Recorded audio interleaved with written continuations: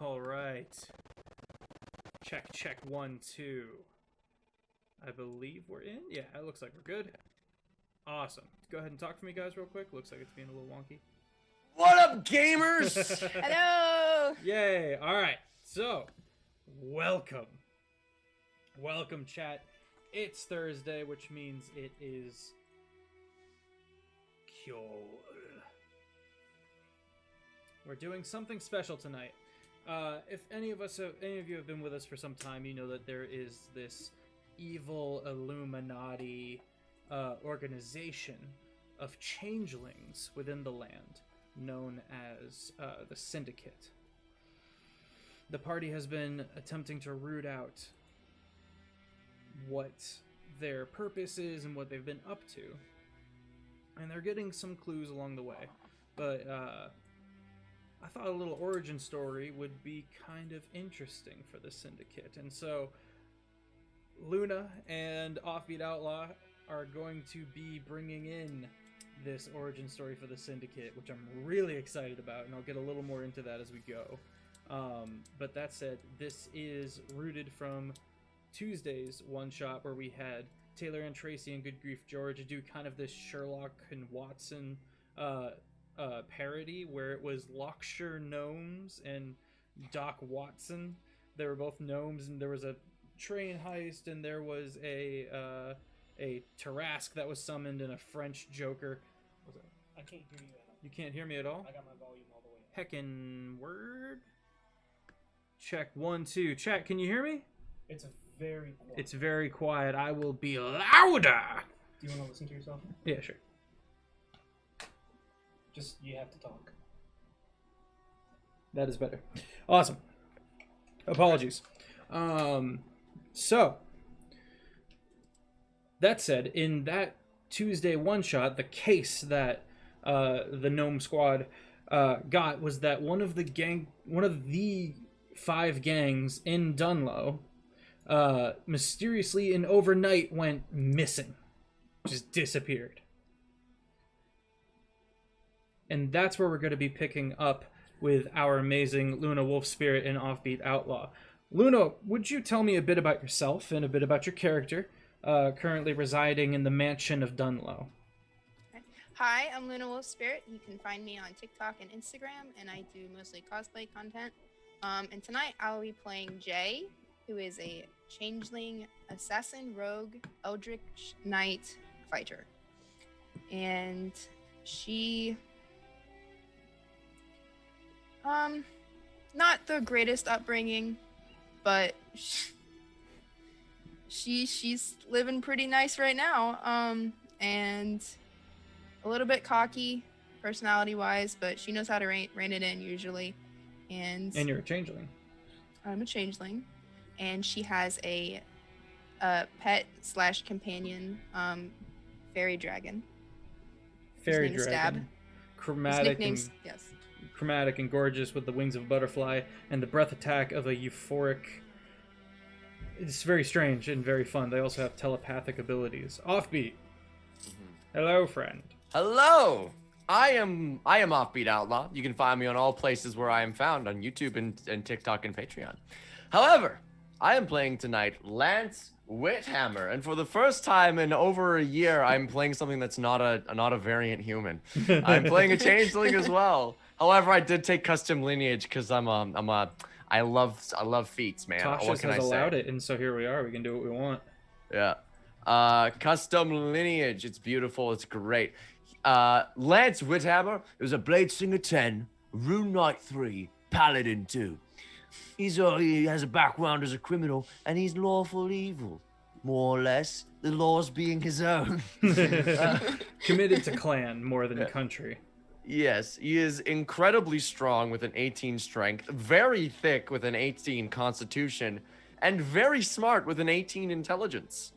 He's a bit of a big genius man, and he's determined. He worships a god of perseverance, and he's determined to get what he wants to secure his family's safety. God damn it! And you are currently running the Hobie clan. I am. I'm running the Hobies. With your right the homies, hand, if you will. Fang. Is it Jai or Jay? Jai? Jay. Jay. Okay. With Jay, your right hand. Mm. All right. Yes. It is a calm night in the Hobie Mansion. The lot of you are kind of winding down. The two of you kind of grabbing a nightcap before retiring for the night. Your main illegal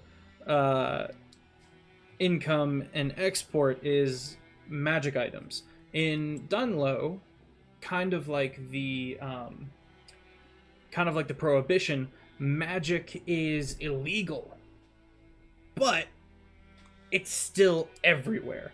There's still like monsters that will get into a house, and people like Sherlock, or maybe if they're paying money to the Hobie family, will go and have to get rid of the monster and slay it and stuff like that. It's still very much a fantasy realm.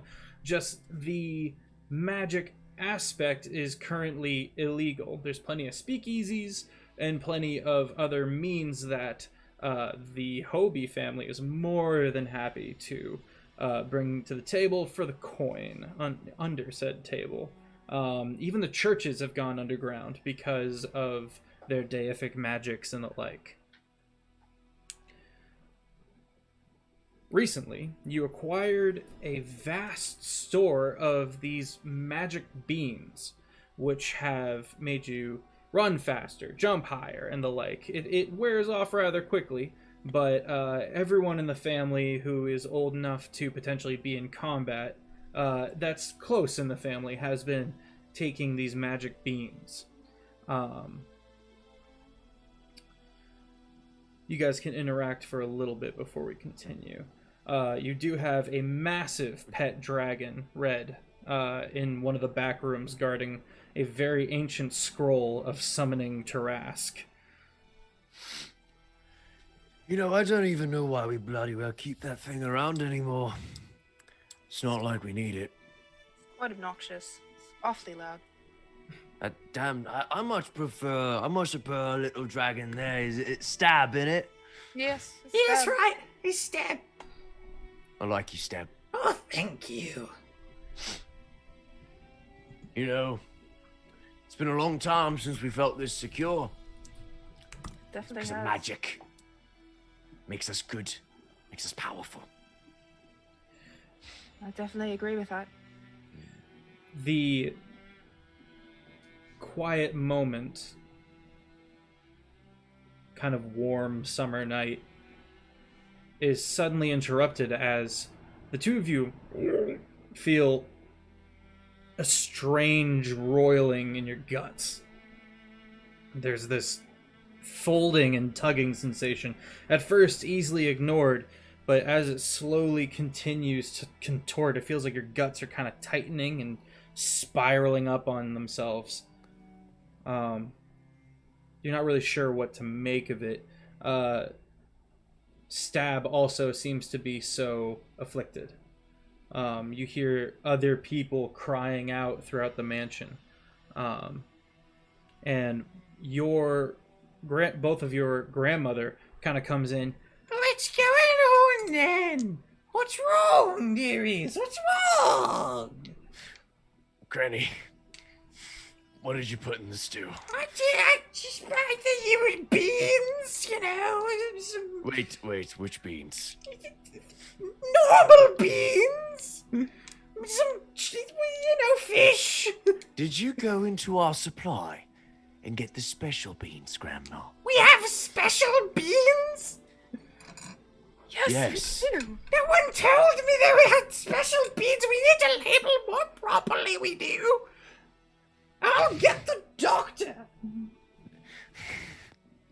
As she quickly waddles out of the room, you hear a thump and a groan as one of your Minutemen, one of your gangsters, just topples over and kind of curls up in the fetal position, and a slow chuckle from the piano on the other side of the room. You look over, and Ferry, who sold you guys the magic beans, leans on his cane, kind of a nice button down, slicked back hair, pencil mustache. The only thing you were really able to drum up about him was that he was some kind of warlock. What's so funny? Well, I must tell you that I may have had an ulterior motive, friend.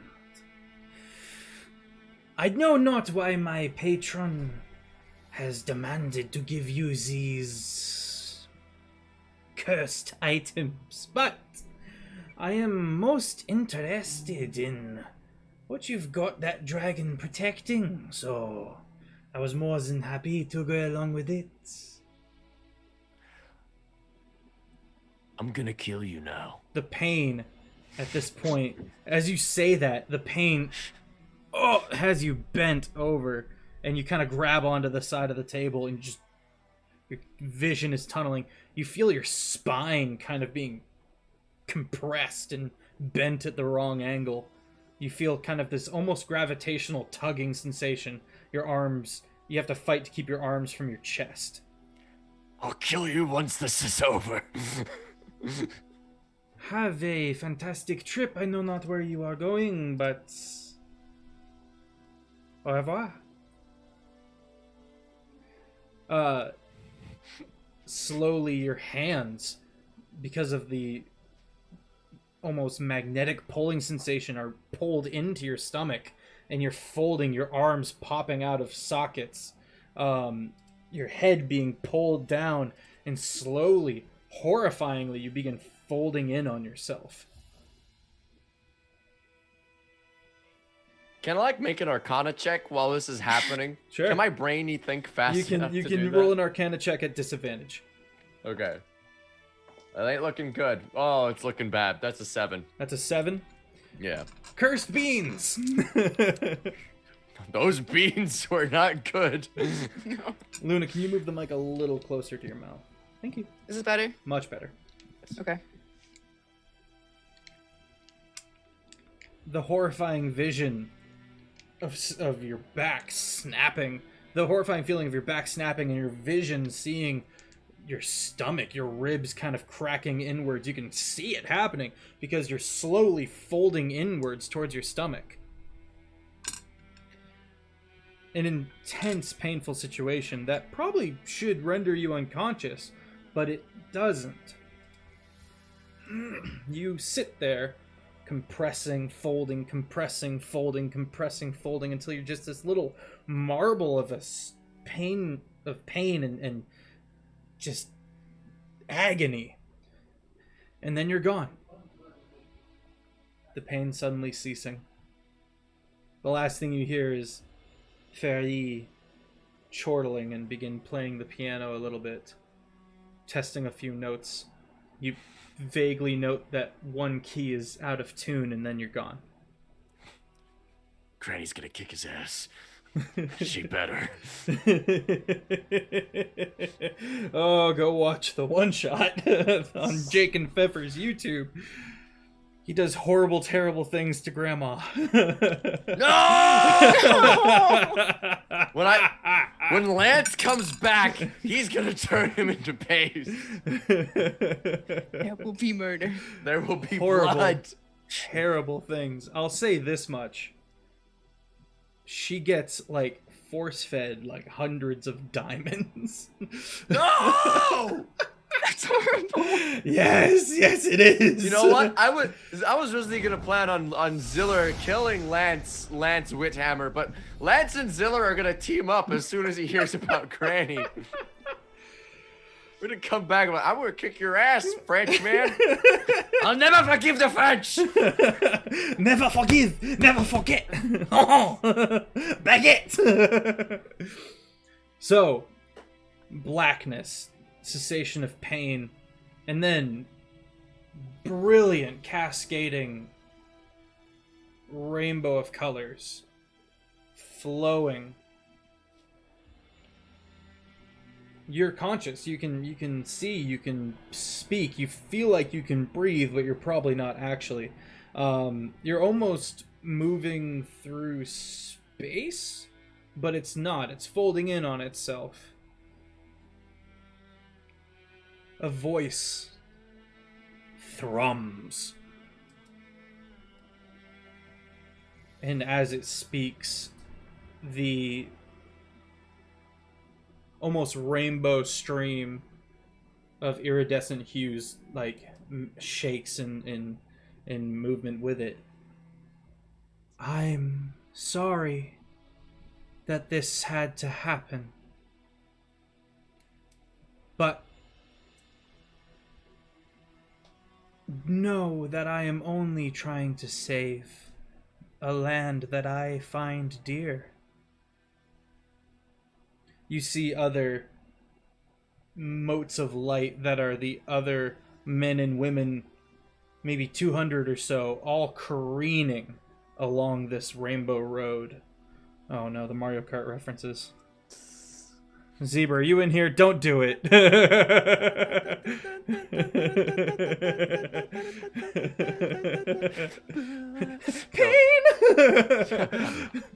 I swear to God, I'm gonna blue shell you. I'll kick your ass. Anything you would like to say? Lance is gonna try to speak. Can he speak? You find you can project your mind and Okay. thoughts. You're in the astral plane. All right. I'm just gonna roll a d10 real quick. Okay. Okay. After a string of 7 slurs, so swears, I mean, not slurs. Lance says swears, not slurs. If you say slurs, you're a jackass. But if you say swears, you're a cool dude. So Lance is gonna say 7 swears at this at whatever this is, and he's gonna say, Who gives you the right to ruin the lives of all of us? To save what you hold dear? What about what I hold dear? You, as a mind and a consciousness, mean nothing.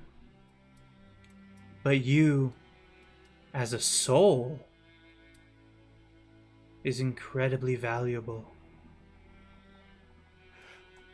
I think you'll find that the only thing valuable about me is how far I'm gonna shove my blade up your ass. Some have said that before.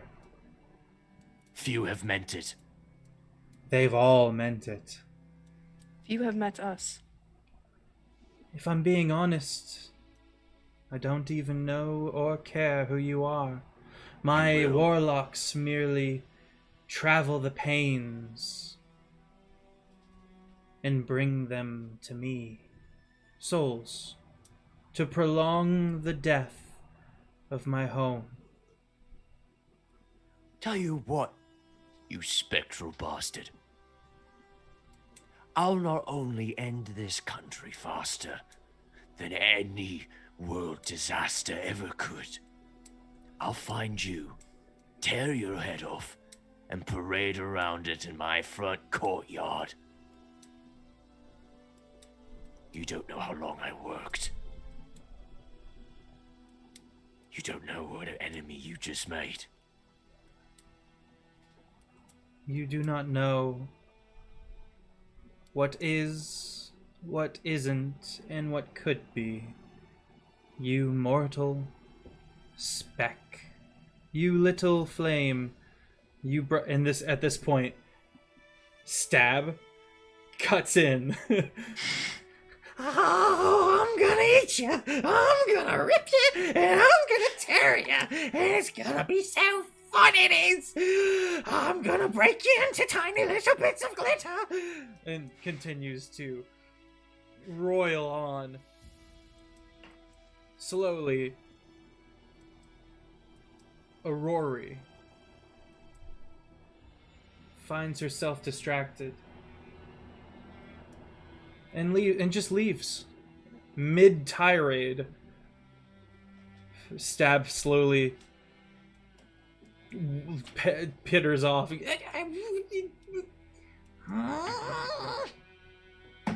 What was that name? Aurori? Aurori. Aurori.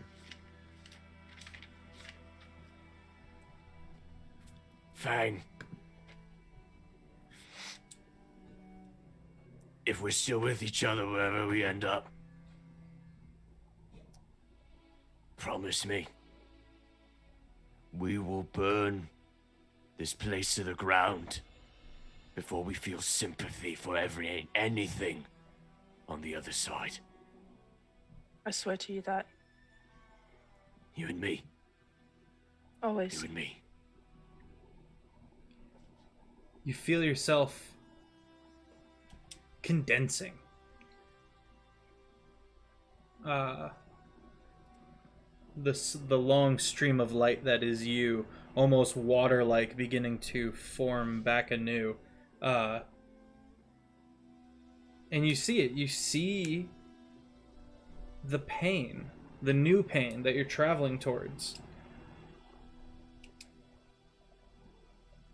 You briefly, your mind almost breaks, seeing a mortal dimension that has no future or past, and it's shattered, it's broken, and you can see the natural flow of souls crashing against it, not able to enter, and simply nothing leaving on the other side.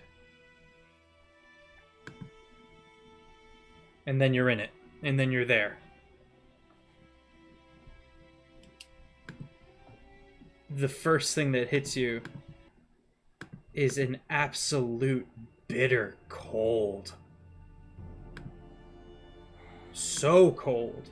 Cold you've never felt. And then the smoke in your eyes. Fang, you blink up. You still have all of your clothes. You quickly do a pat check. You've got your knives and your pistols. But it's so cold. You can see the Aurora Borealis overhead that you've just dripped out of, essentially. Make a perception check. Lance as well? Nope. Starting off strong. Oh, Nat no. 20. No, oh, let's go! Let's go! You sit up, and the first thing you see is Stab. Is that correct? Stab? Yes. Stab. That's his nickname, though. Who's... Yeah. What's the real name? Sorry. Anti-disestablishmentarianism. Anti-disestablishmentarianism, yes. Excellent. Anti-disestablishmentarianism is slowly crawling towards you through the snow, wings broken, one eye kind of dazed and bloodied where there would be whites and purples and blues, the pupil over dilated, but the one eye that's good is still locked on you and trying to crawl towards you. What do you do? Jay is gonna run towards Stab. You get up. You have a strange moment. The second you move, extreme vertigo. Make a con save.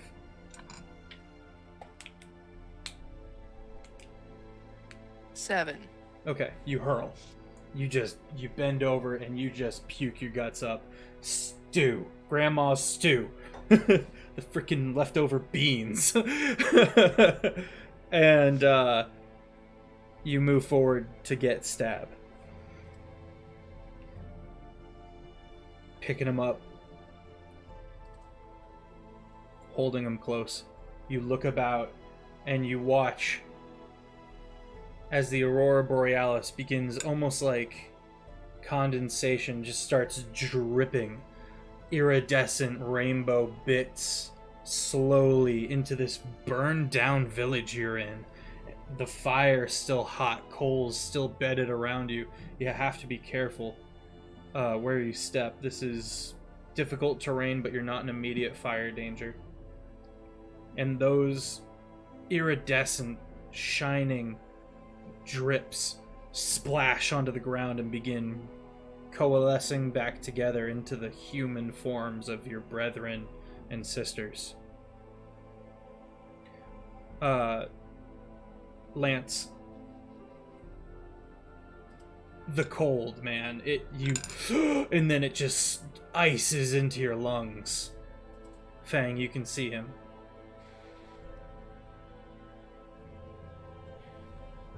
Are you alright? Yeah, I'm fine. How are you? I have cure wounds at the ready. I'm okay. Stab is not, however. Let me. I'm gonna place my hand on Stab, and I'm going to cast Cure Wounds at... I'll do a first level, just don't know what I'm getting in for. I just want to make sure that he's okay. That is 5 plus 6 HP back to Stab. Okay. Well, he Single stabilizes, which is good. He kind of gets up onto Fang's shoulder, kind of looking around, his eyesight returned. Where are we? What is this place? It seems dead, wrong, broken.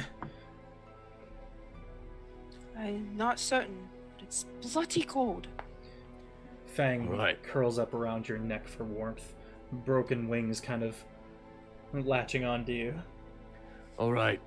How many of our members are here? Yeah, right Make a now. perception check, Lance. Just Lance.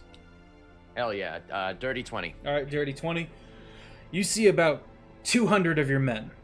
200 of your family of the Hobie clan sitting up, whipping out flintlocks, blinking at the cold and the smoke in their eyes, flailing them about. You see one sees a shadow of one of the other men of one of the women standing up out of some rubble, and he pulls his pistol and shoots her out of panic.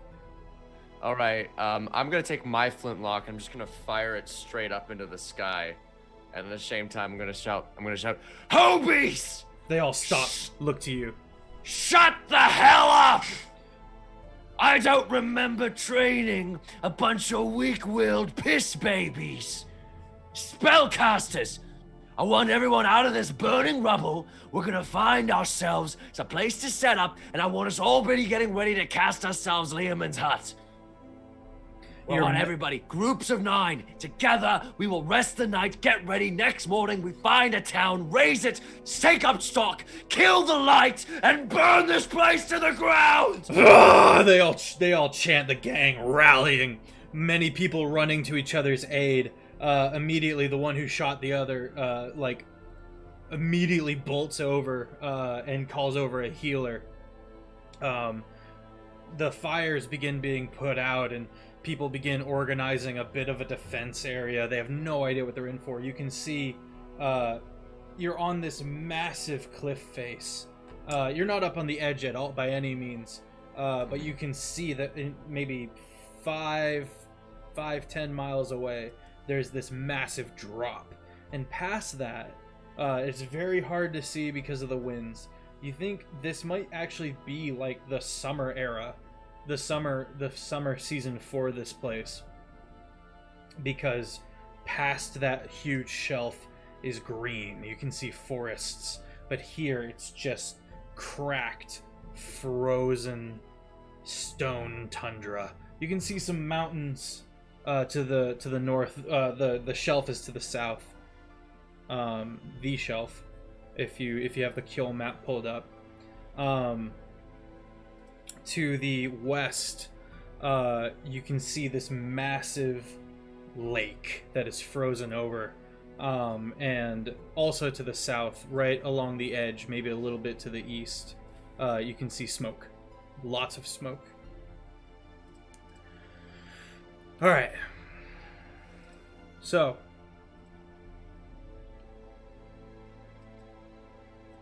in quick order. I would say there's only about 5. I would say there's only about 2 casters in your group that have Leomund's tiny hut. Only 2? Only 2. Okay.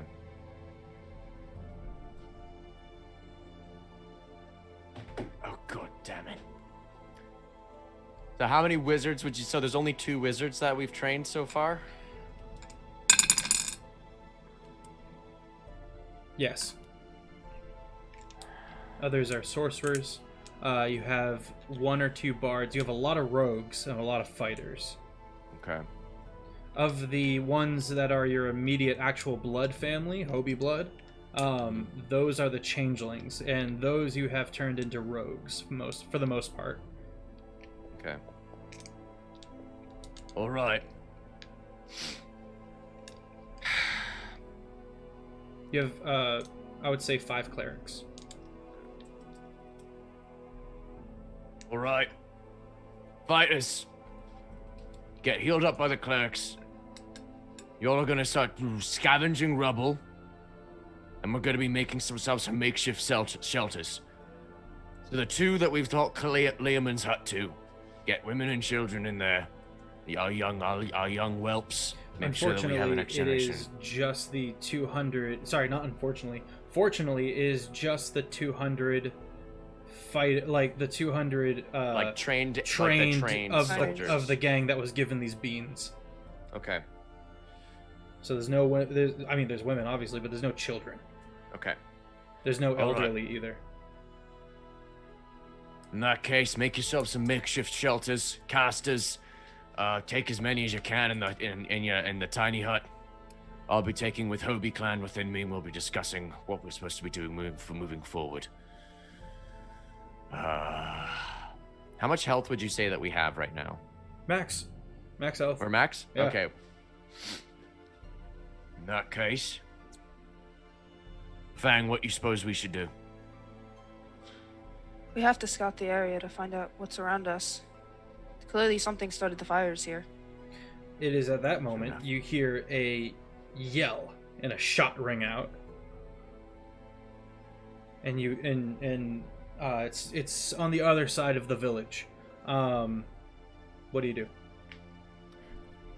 How far away is that other side? Maybe 80 feet, and that's with rubble and ruin in the way. Can I see what caused that shout?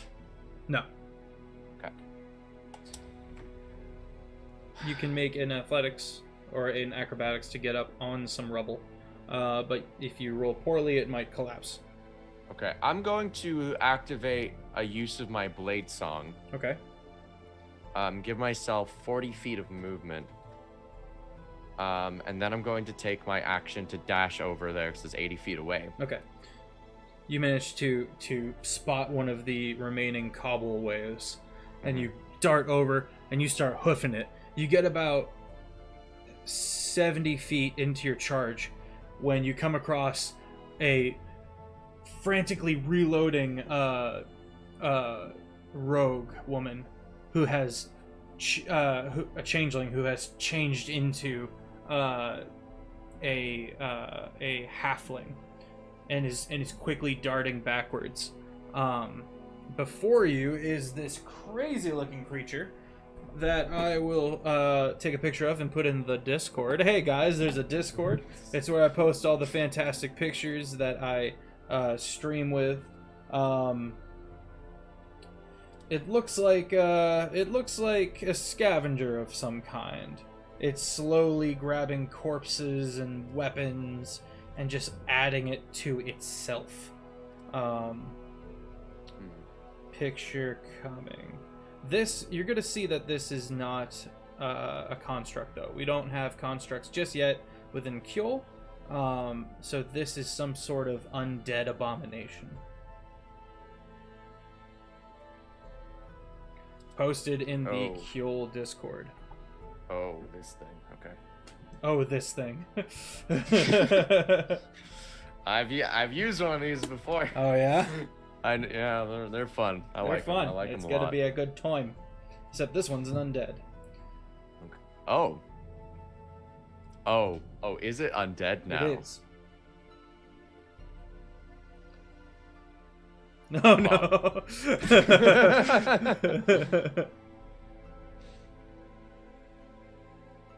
All right. So I get over there. I see that. How far away is it? About 10 feet. Are we rolling for initiative? Yeah, Lance is not about to screw around and find out what's about to happen. I'm gonna scream over to Fang and be like, We got a problem. Get your ass over here. He's gonna take off running towards you. Okay. Let's roll for initiative. Hell yeah. I am going to use my my superior technique from my fighting style and add a d6 to my initiative. That is a 21. Nice. I rolled a 20. All right. Got a 15. 15? Mhm. Alright. 15 for Fang. I need to switch this music over. It's a little too redundant. Hey, you know what? We got combat music time. What are we doing? What am I even doing? What am I doing? Fight the thing. They're fighting the thing. I made it a undead. Nice. Yes. You made it an undead against a paladin. I'm not scared. You should be.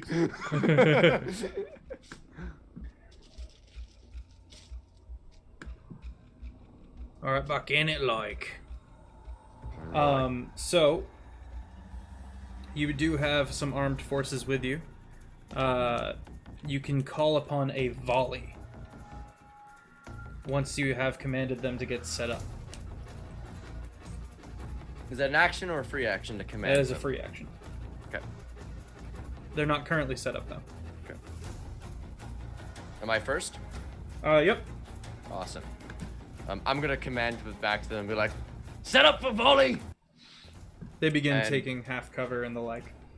Alright, then as my bonus action, I'm going to cast Shadow Blade at 5th level. Okay. And so how this works is he makes a fist and then he wreathes like this massive like arm blade made purely of shadows. And now I ain't gonna lie. I want to kill this thing now. So, I'm not gonna screw around. That's my bonus action. Now he's gonna start swinging as hard as he can. Do it. You won't. That is a 19 to hit. 19 hits. Nice.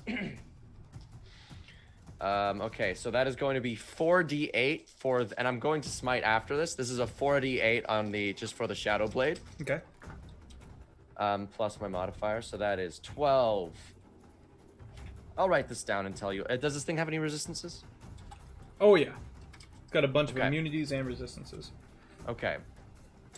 Well, this is going to be psychic damage. Ah. So 12, 19,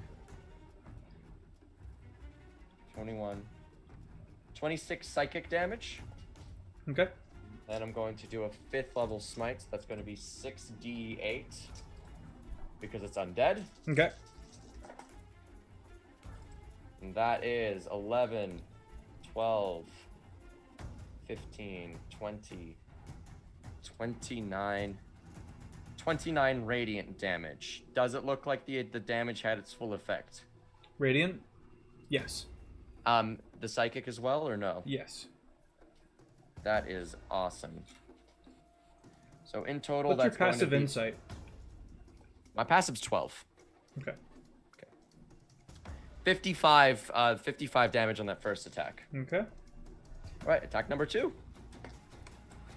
That is a 27 to hit. That hits. All right, 4 more d8s. That is 11, 12, 11, 12, 19 psychic damage. With Okay. another, and I'll pop on another smite on top of that. Just because screw this thing in particular. I'm angry. I'm angry, I'm mad. What a fantastic thing to get my anger out on. Yeah, I've had a really rough day. Got abducted by the Aurora Borealis. 10, 15, 20, 23, 30, 31. 31 radiant. Okay. So in total for that second attack, that is going to be 50 damage. Got it. And I'm going to action search. All right. 25 to hit. 25 hits.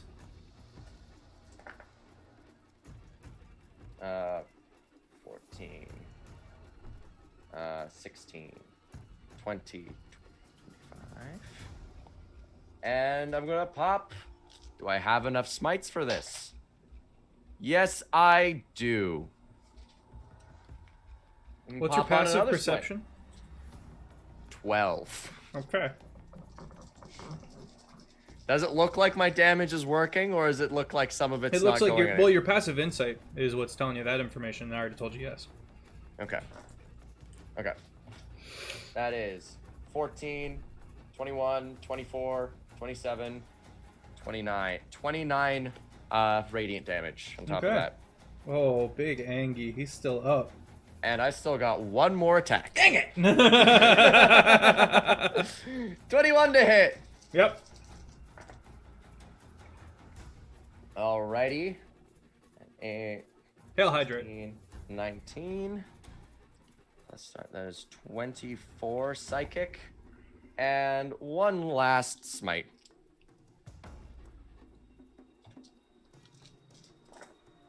Nice. 16, 12, 28, 34, 35 radiant. It perishes. How would you like to do this?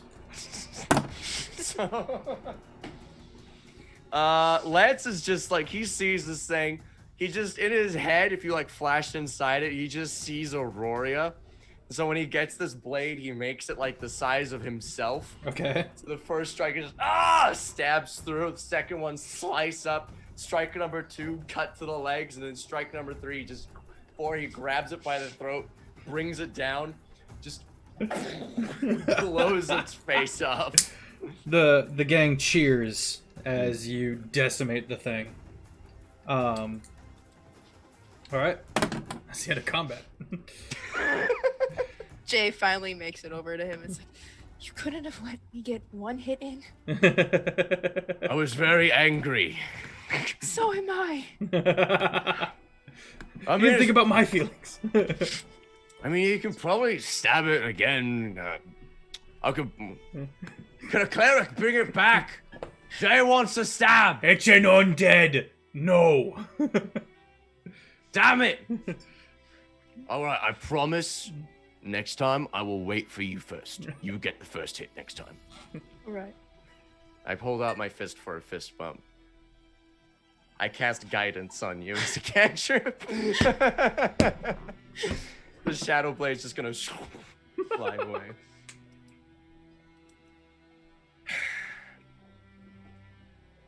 Well, seems as though this place is home to undead. Other beasties of the like. Alright, I've made my decision. I need a group of 3 rogues. You're coming with me and Fang. We're gonna do a scout of the area. See if we can find any towns. We're gonna do our best. Okay. 3 of your changeling rogues come up. They have procured clothes from the corpses, as well as they also offer you some fur cloak. They've already got their hoods up. Mm-hmm. The both of you. I take the fur cloak and I feel nice and snug.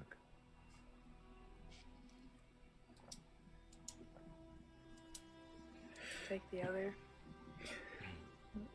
The 5 of you begin. Which compass direction you going in? So, give us our rough orientation, because we're on a high point, right? Mm-hmm. So, like, what's to the south, east, west, and north? So, to the south is the shelf. You are on the upside. You are on the high side of the shelf. So you're in the high places, but all the way to the east, where it's Okay. mostly barren wasteland. To the south, almost directly downwards of you, you see large pillars of smoke. And that's along the line of the shelf, along the cliffside. Just the one spot below, to directly to the south. Past that, you see green, and that's the low places. After that, you have the frost fogs. To the north of you, a lone mountain.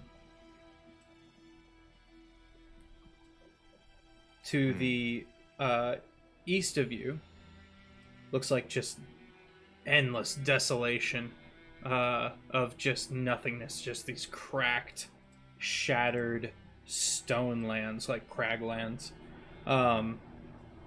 To the west of you, it looks like far off there's some kind of mine, kind of northwesterly. Straight west, there's this frozen lake. Fang, what do those little clouds, the smoke pillars look like to you? Does those look like civilization? Make a perception check. 26.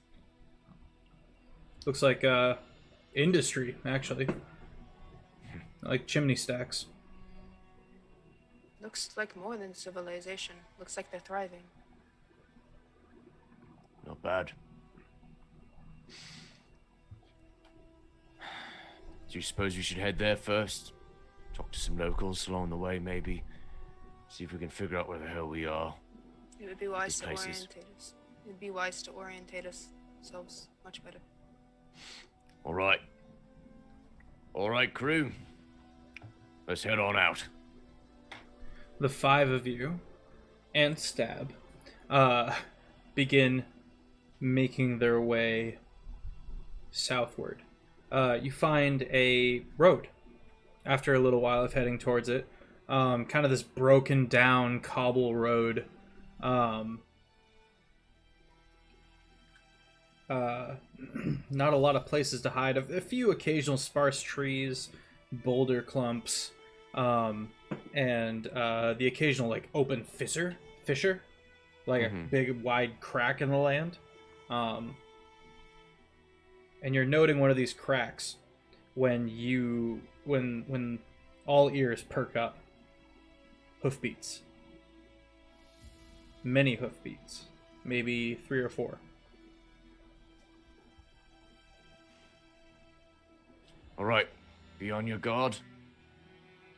We're travelers. Let's keep our stories straight. We're making our way to the industry for a better life. Slowly out of the wind and kind of fogginess, or the mist rather. 4 horsemen come barreling forward. Huge plated individuals. And the one in the far back is this wispy, kind of gnarled older individual with a long bow on his back and a book at his belt, like under his arm. Capes flapping in the wind. The one in the front with a banner holds up a sign, blows a horn, and begins slowing as he approaches. The banner is actually a javelin, like a long spear that you would joust with. It's just got a flag on it.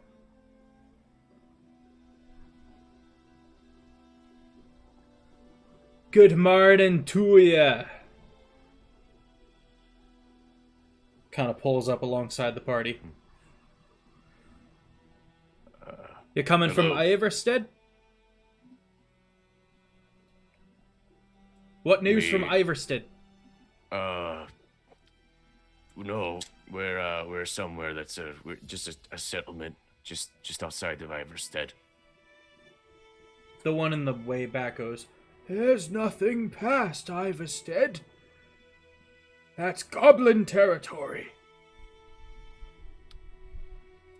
We fended off many beasties for a long time.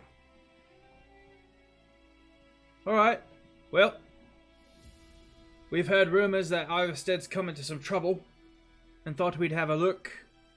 What news? Did you pass through it? Jay's gonna walk up beside her brother. It's like, we haven't heard much news, but we did see smoke. Bollocks. Can I invest? Can I like think can I make the assumption that the town we dropped in was Iverstead? Yeah. I'm gonna look to Fang for support. I'm gonna give her like a head nod. I'm gonna say, me and my crew, we were making our way from our stronghold that we had against the goblins. It fell, naturally. We passed through Iverstead. It's gone. He's Sorry. gonna slowly look back at his party. And look back down to you and go. And slowly get off his horse. Helmet shield down, you can't see his face. You can see the fog coming out as he talks. Either there's a stronghold in Mount Tarragon, and we don't know about it, or you're one of the burners that burned down Iverstead. Either way, I think you need to come with us. The hell's a burner? He's gonna place one big hand on your shoulder. We can do this one of two ways, lad. I'm gonna use Giant's Might to grow the size of large and then place an even bigger hand on his head and go, No. I will do this my way. And you will listen. Roll intimidation. Just... Can I use my strength in place of my charisma mod for intimidation for this? No. Nope? Okay. That is a 17. Okay. Okay. He's gonna take a big step back, taking his hand off of you, and goes, "Oh, that's something." He's gonna look over at his boys. The older gentleman cracks open his book and starts flipping up to a page. "Is it gonna be the hard way then?" Looking up at you. "You sure you want to do this, big guy?" How about this? We agree that none of us did anything.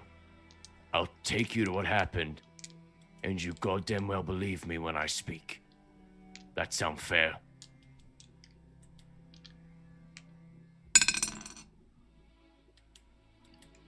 The one in the back, the old, gnarled individual. "What's the harm of hearing them out, Lokshan?"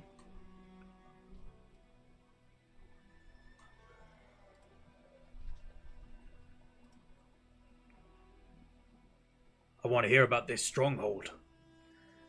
And he's going to start walking. He puts his weapon up. He's clearly got other weapons on him. He puts his weapon up on the saddle and starts walking along, holding the reins of his horse.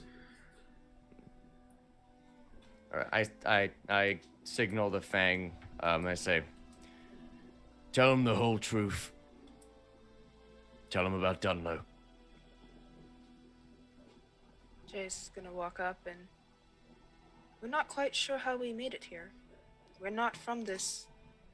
well, wherever this is. You're in Kjol, lass. North of Jarl Perenna's lands. Never heard of Kjol. Welcome. She's a cold one, but she takes a hold.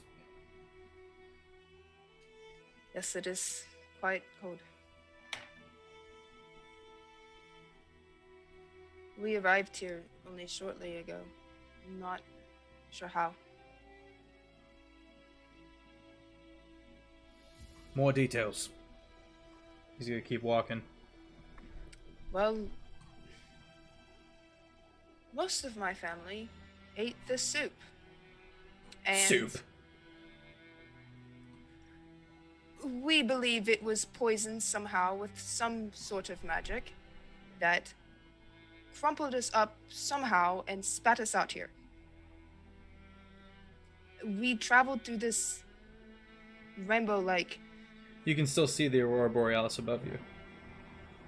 She looks up, she's like, something like that. But it was strange. We could not speak when we were in it. We could only communicate through our thoughts.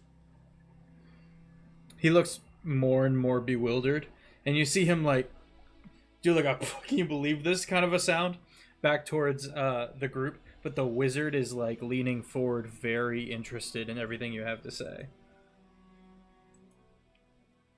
Just gave away that he's a wizard.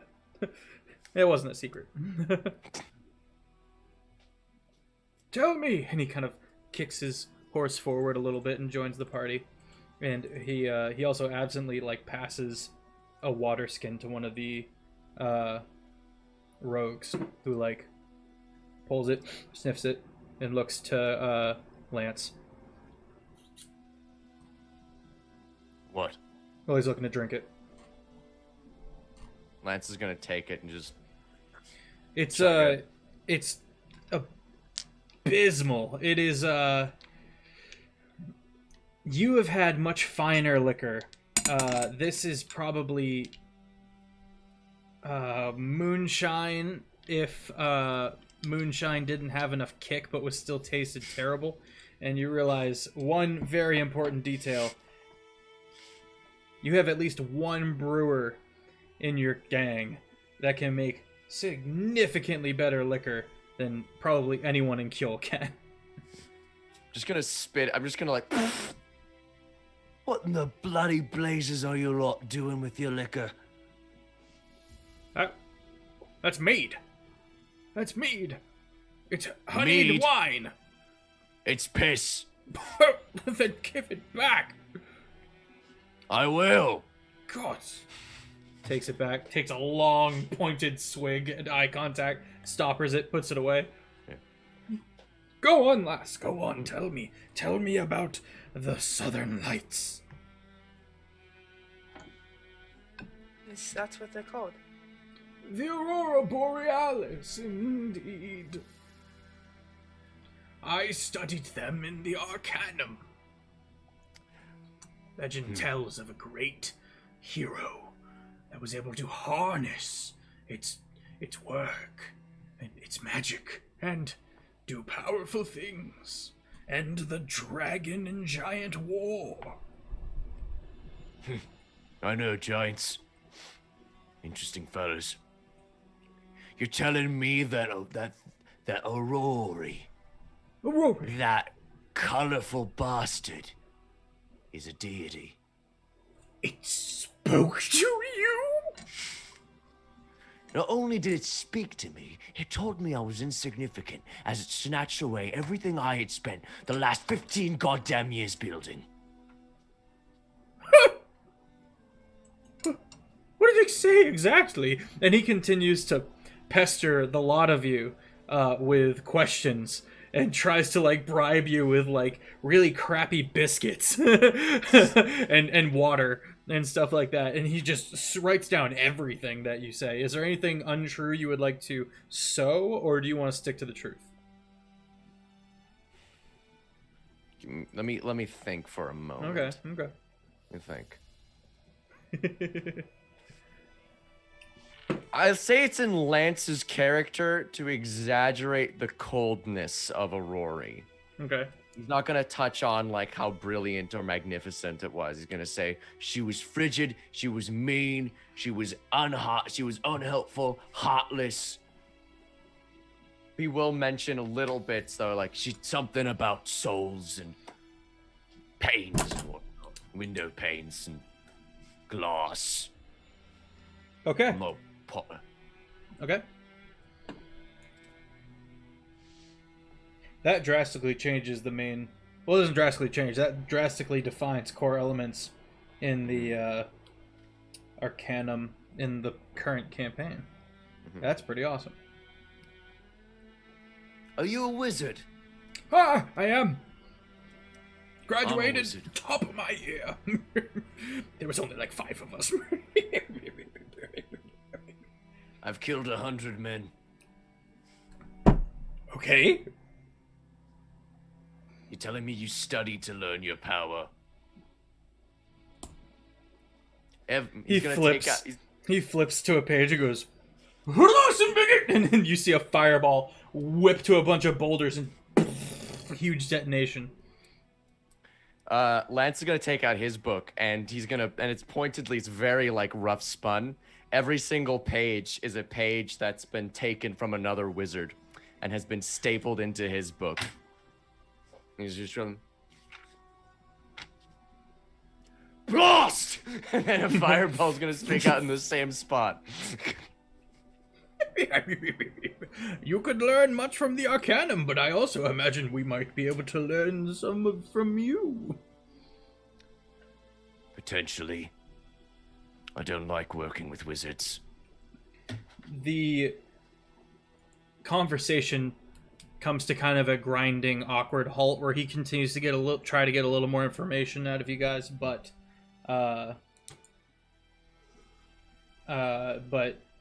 there's not a ton of new information to give, and so it kind of gets a little standoffish.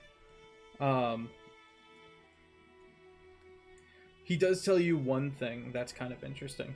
At one point, almost in an attempt to kind of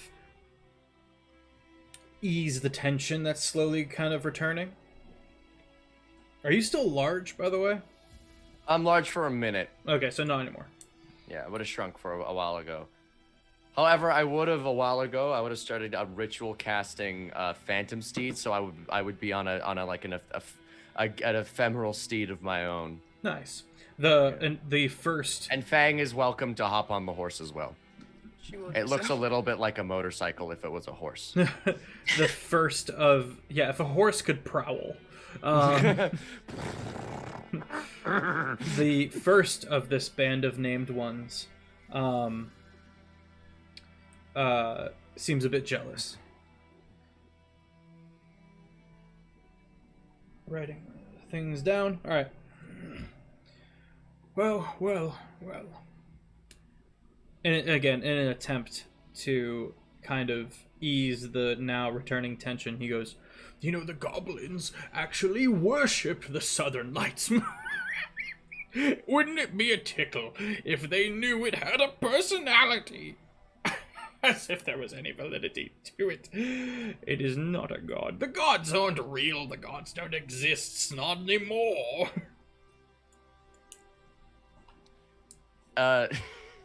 Lance is just noticeably silent. Yeah, and he get kind of... and the party continues on in relative quiet. You see him. What's your name, wizard? Sticks. Styx. It's a stupid name. My family were named for the strength. That's Fang. Fangs are the killing weapons of animals. My name is Lance. I'm the killing weapon of those that ride out in the world. Styx. Killing weapon of cavemen. Well spoken. He seems to not take offense, as if he knows it's spelled differently in a reference to the famed River of Life. You'll fit right in, you lot. We named ones tend to adopt similar names. Named ones. Yep. This here is... I just drew a blank so hard it hurt a little. This here is... Wait, I want to do good, decent names justice. We're gonna go to break. I gotta prep a little bit. Why? Hydrate. Oh, thank you, Wyman.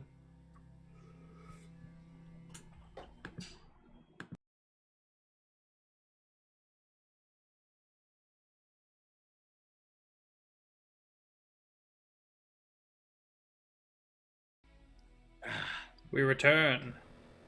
Hello. Hello. All right, there we are. This is for the chat. Hey, Offbeat, That's for you, ask chat. me to pass you the sugar. Pass me the sugar. Thank you. Oh, that's forever on the internet. Good. Clip that. Clip that. Clip that. I need it. It's important. Please. I need it for reasons. Dips into the world of like animated shorts. All right. So the battle master in full plate looks at himself and goes, "My name's Headstone. Back there, the two angry-looking ones, that's Wrath and Rage." Wrath is a surprisingly short human, and Rage is a very, very tall, broad woman, and they are distinctly related. And in the back, the wizard kind of pipes up, "And my name is Prophet. Prophet. Named ones all. A named one means we work for the local Jarl. We have distinguished ourselves above the common force and are given leave, deputized, if you will, to act upon the Jarl's will throughout the land. Gathering magic items, hunting the burners, that sort of thing." You keep mentioning this name, the Burners. Who and what are they? The Burners are one of the 3 terrors within our realm. 3 terrors. The Burners, they are a cult that follows Cthulhu. They will sneak into villages disguised as normal folk. Sometimes go as far as to take the place of others. And then when they've properly infiltrated a place, they burn it to the ground in the name of Cthulhu. Their goal, it's said, is to melt all of Kjol down and put us in the ocean. An unachievable goal for sure. That's just one. I could do with a bonfire right now. He lights a torch and hands it to you. The others, the Riders, and the Alphas. The Alphas are werewolves, a particularly large clan of werewolves. Enough said about them. They're werewolves. Where are they located? Oh, in the high places, mostly. And he points off to the huge mountain peaks to the northwest. And then there's the Raiders. I forget what I called them. And they're a matriarchal society that moves up in the ranks by how many scars they've accumulated, and they ride the backs of boars. Great tusked beasts. They appear, take what they will, and ride off. Very nomadic. They've always fought with each other. The Burners not so much, they're hard to find, but what keeps them in check for the most part is killing each other. If only they could work together. That would be horrible. Oh. It would be. So why don't they? Well, I don't know myself. The Wrath, the shorter human, pipes up. They hate each other. Hatred often loses face when staring at a common enemy. Ooh. He got jokes. Yes, he's got... Just keep riding, Wrath. So these 3 terrors, They've been terrorizing. They've been going around for a while in this place that you've called Kjol, Yes. and you've never stopped them. Oh, we've killed many in our time. But the Jarls don't see eye to eye.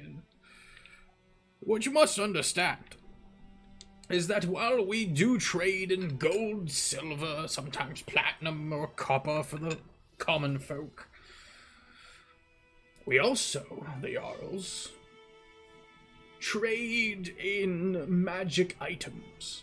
And your ears perk up, because the gang of Hobie, Clan Hobie, also traded in magic items, just on the down low, on the black market. This is an area that you're very familiar with. Think of the art industry, and how they will trade art with each other.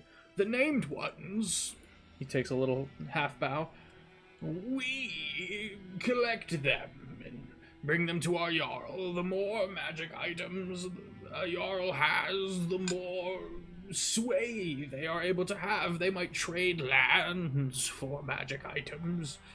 I will say, Jarl Barana, she has quite a few, but she doesn't have the most by any means.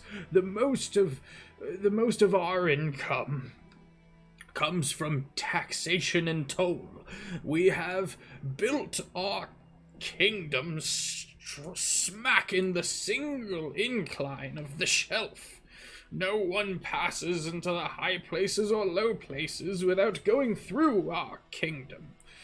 It's quite a good business until, especially with the Kjol mines to the west.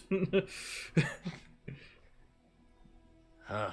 The only other way around is to go into the high places, the great mountains up there. Nobody wants to go up there.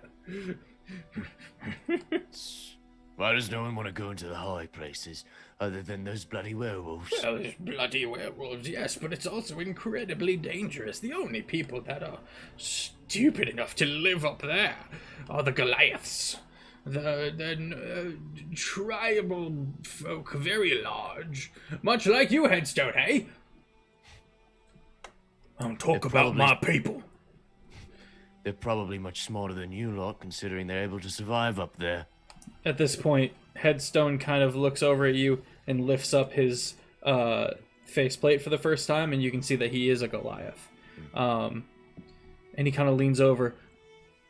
If a Goliath leaves the tribes, it is usually due to some kind of dishonorable act. They are good folk, Hardy, and I'll not have you speak ill of them in my presence. I called them intelligent. I called you stupid.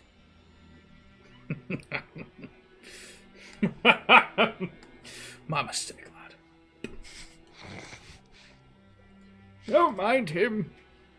He got knocked in the head quite a bit. Quite a bit. That's why we call him Headstone. Shut up back there. I'll banish you again. See if I don't. I'm just gonna lean over to Fang and just go, How far away until we're back at camp? Can I roll a Yeah. perception check if I know that? Lance looks tired. 21. 21. You've got probably another hour. As you guys continue onward, do you have any other questions for them at this time before we move forward? I'm gonna say, I only have one thing I ask before we get to our peep to see where we are at. I'm gonna bring you a box, a bag. We can keep it amongst ourselves. We all put our weapons in the bag. I don't want you any butchering my people. And why should we do that? Because you want us on your good side. He wants you on their good side. I don't trust you. This is Headstone. He's pointing at Prophet. I don't trust you, and all due respect. I keep my weapons on me even while I am in the loo.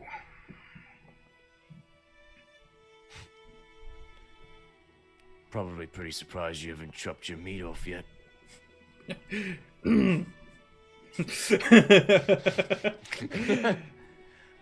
You're about to Tell you throw what. another retort out when you guys get a bit closer. You begin hearing sounds of combat. Well, it looks like the goblins have come down from the mountain. How unusual. God damn it. Could I say I had a short rest while we were busy? I was on my phantasmal horse, just having it ride up. Yes. Kind of rounding the corner and looking onwards, you can see hundreds and hundreds and hundreds of goblins all kind of swarming around the city of Iverstead.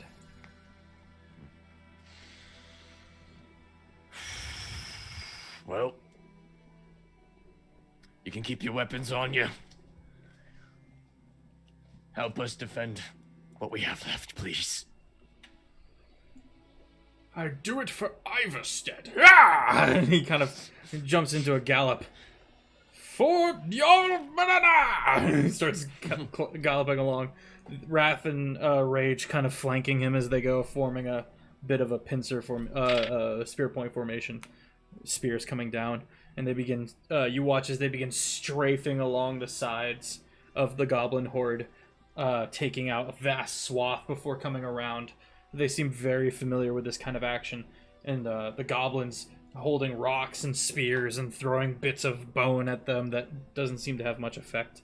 The wizard Prophet goes, "What's the move? What do we do? You seem to have a plan in the pocket at any given time." Well, this plan's pretty simple, honestly. We kill the goblins. As many as we can all at once. Quite. Alright, let's, you guys charge forward, coming within 50 feet of the horde. You can see that they are within the city, and the barracks that have been set up in the center of the town is still holding, although goblins are beginning to swarm on top of it. You can see spears and knives being jabbed out at them. You don't hear any gunfire. Make a perception check, the both of you. Well, Lance doesn't. That's a 7. 13. 13. You hear the goblins screaming, The Lady of Light has blessed us! The Lady of Light has blessed us! Feast! Feast!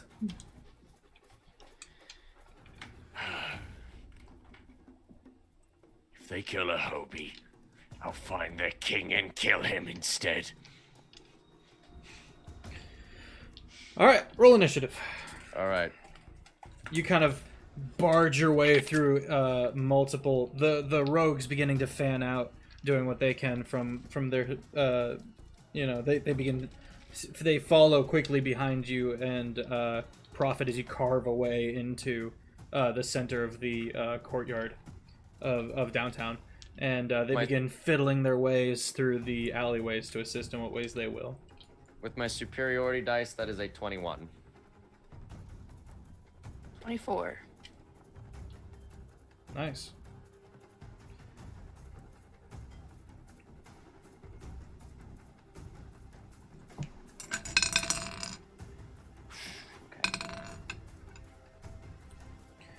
You see, It's time to be gamers. like 7 goblins kind of step up into the ring, into that kind of open ring that they all kind of back away. 7 of them kind of step up, brutish looking, kind of gnarled and scarred. Pulling rusty daggers out. Feast! Could I do a rough investigation check to see how much health an average goblin has? That would be an insight check, and yes, you may. Insight? Okay, I have advantage on these due to my stone rune. Hey. That is a natural 20, so a 22. If 27, whatever. 27? Okay. These look okay. like kind of elder ones, kind of bigger ones. You think Okay. kind of glancing around, you think the average might have roughly 13. Okay. But the ones we see before us. Yeah, have, they're like, the ones that are kind of coming out to meet you. Yeah. Okay. Everyone's kind of giving them room. They're all very hungry. It looks like no one's died yet. And so it's like the leaders of this horde get the first bite, as it were. Okay. Cool. All right. Who's up first? That'd be Fang, and Stab, of course. All right. She's going to jump off the Phantom Steed thing, draw her pistols, Okay. and I will say she's this. You don't have more gunpowder. So maybe I'm just letting you know that if you shoot those shots, that's all you got, unless you pull another pistol from one of the other gangsters. Puts pistols back. You like pull them out I and you're forgot like, about that. I can't reload. Wait. All right, then she's gonna pull out her daggers. And is going to run this 30 feet. Yeah. I guess, and then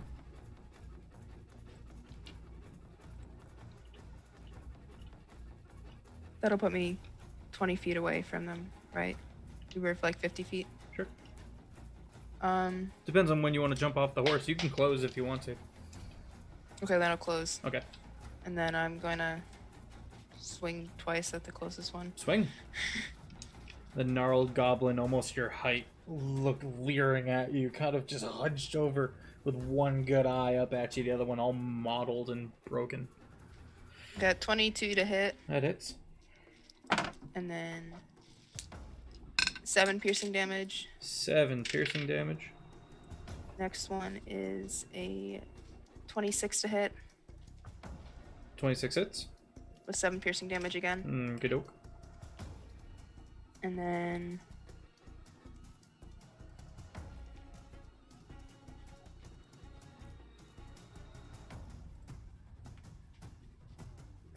do I have movement, I guess, to You do. back up? Okay, so I'm gonna back up Okay. and then in my turn. Doing so might provoke opportunity of attack, you sure? Bonus action disengage. Okay. Alright. You bonus action disengage. Alright. What about stab? Oh, I gotta pull him up. While you're thinking on that, Lance can go ahead. All right. Lance is gonna look around at the goblins. So how many are there? 7? There are 7. All right. He's gonna look at the 2 that he's not gonna hit with this. He's just gonna give them a middle finger. Okay. And then with the other 5 that he sees around him, he's like, You 5, your heads in a basket. and then he draws out his long sword, and then he's gonna like just disappear from view as he casts Steel Wind Strike, aka anime spell. Oh my god. Steel Wind Strike. Let's go. I haven't had Alright. one of those in a campaign of mine yet. Really? Oh, Steel Wind Strike is so fun. Do you want me to read it out to Yeah, your read fans? it out to me. Read it out for the Alright. pine cones. You flourish the weapon used in the casting and then vanish to strike like the wind. Choose up to 5 creatures you can see within range. Just straight Range up being Yasuo. 30 feet. Who is? Make a melee spell attack against each target. On a hit, the target takes 6d10 force damage. You can then teleport to an unoccupied space you can see within 5 feet of the targets you hit or missed. What's this spell called? Steel Wind Strike. Steel Wind Strike. Look at it. Look it up. That's insane. Yeah. So He he's just gonna literally jump up. disappears and like darts between them like Yasuo. That's amazing. He just like jumps off, and as he like, shing, and then he's just gone like a bolt of lightning. So that's going to be +9 to hit. That's a 25 to hit. Yep, that hits. All right, this one is going to take Should I roll to hit all of them first and then roll damage? Yeah. Yes, I do Yeah, actually. that Okay, sounds smart. Yeah. Okay, so 29 to hit on that. So that's one hit. 22 to hit. Yep. 2 hits. 19 to hit. Yep. 3 hits. 19 to hit again. Yep. And last one. Oh! Critical hit! Let's go! Let's go! Crits in the chat. Crits in the chat, Pinecones. Give me the nat 20! Gib. Give it to me! Okay, so one of them is going to be taking... I will roll again for it. So all of them will be taking this initial damage. That Offbeat is... go burr. 19... 19, 24, 31. Oh, they're all dead. They got 27 hit points. Yeah. One of them, 30, let me, see much damage, 35, 42. So one of them took 80 damage. Holy crap. So that's 4 heads and then one, like, head up and then, like, Yeah. slashed your initials into or something. As he sheathes it, their heads just... Roll intimidation at advantage for me. That is a... not very intimidating, if I'm being honest. Well. That's an 8. It's still pretty terrifying. But, Fang, what does Stab do? They're all dead, right? There's There's 2 two still left. alive. Okay. Fang is going. Not Fang.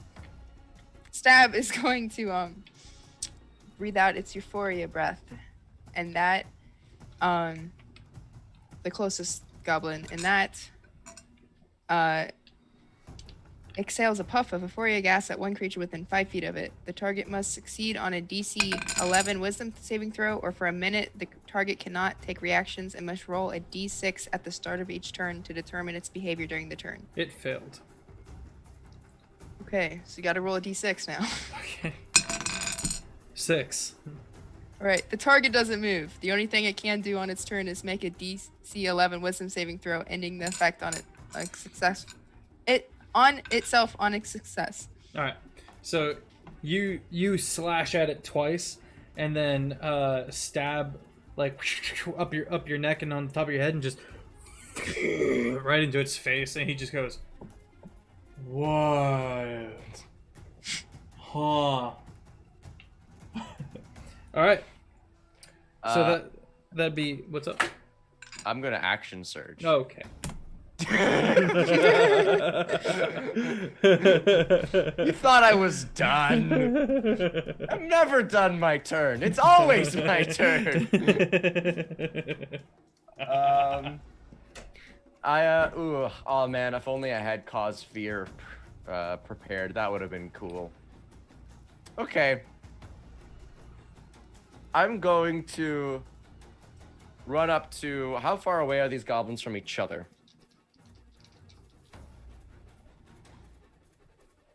5 feet? Okay, so I'm gonna run up to one.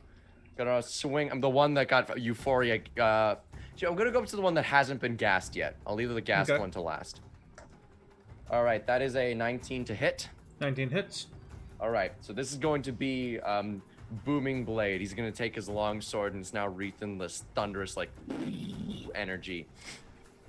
So this will be taking. I'm one-handing this. D8 plus 2d8, so that'd be 3d8 plus 5. 10. 12. I'm gonna add on. I should probably add on a smite, shouldn't I? I should add on a smite. I should add on a 3rd level smite.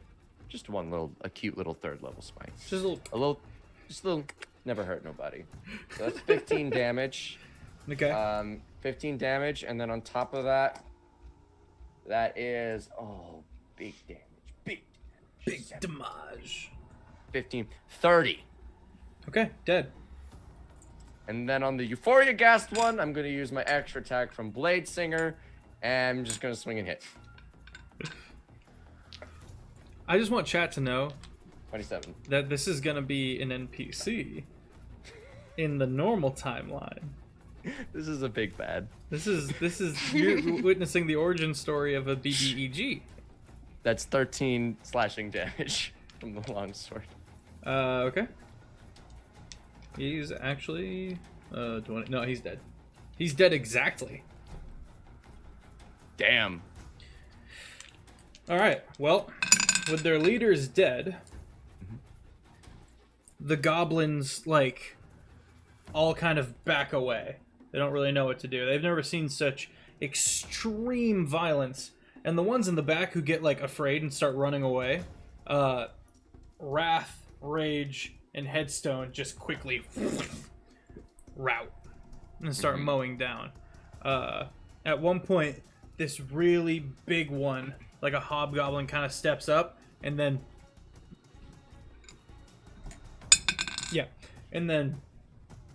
banished. And you hear the cackling of Prophet off in the distance. Like he stands up and like levels a sword and then and they all just back away and kind of all stand still, unsure of what's going to happen next. Goblins! I don't think you understand how much anger I harbor right now. If you value your meaningless existence, you will leave me alone. Or I can humbly feed you to my sword, one by one, day by day, night by night. One cuts you off and charges for it. Hand held, like dagger held high. All right. Oh, he's actually going to manage to hit you. Is he now? Is he? Your AC What is that? being... What does he roll to hit? He rolled a 23. I'm gonna use my reaction Cloud Rune, and I open up a portal in front of me, and the dagger, as he stabs, is in the back of an adjacent goblin. And I kick him in the stomach and close the portal, and I go, You can't win. What do you want? I think you want your lives.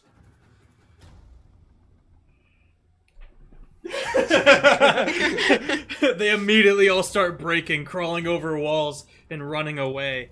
Too many at one time for the 3 horseback riders to be able to run down completely. But they managed to do quite a good job of it. So the 3 of them just keep harrying them all the way back to their mountain. But Prophet does stick around. Yeah, they'll be back. Don't worry. They deal with goblins on the regular. Well done. That was something. I don't think that. And looks at the both of you. I don't think you're burners. I think you're something potentially much stronger. You should come and meet. You know, the Jarl. I'm sure she could have use of someone of your caliber. You might even put my good name to the test. Tell you what. Stay the night. Help us protect our people. And tomorrow, we'll make our way down to Perina. Roll That work for persuasion. you? could I bring help him. Fang along to help me? Yeah, I'm gonna give him help. What does it look like as you help Fang? Because I could I What does help look like, Fang? I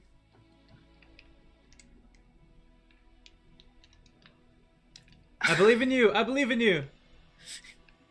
No, she wouldn't do that. She's just kind of watching him, like the wizard dude, whoever he's talking to, like kind of menacingly, but Doesn't sound like help. no, it's more of a threat.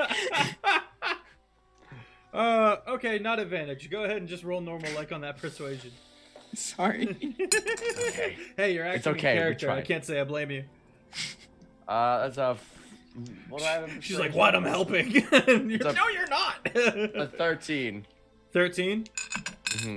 he is very interested in the story that you've told him so far, and so I think I might be able to be of assistance. Have your word he won't gut me in my sleep. I don't gut and sleep. I kill in the day.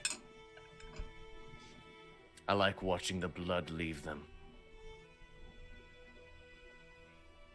Hard to do that at night, isn't it? I like watching the blood leave them.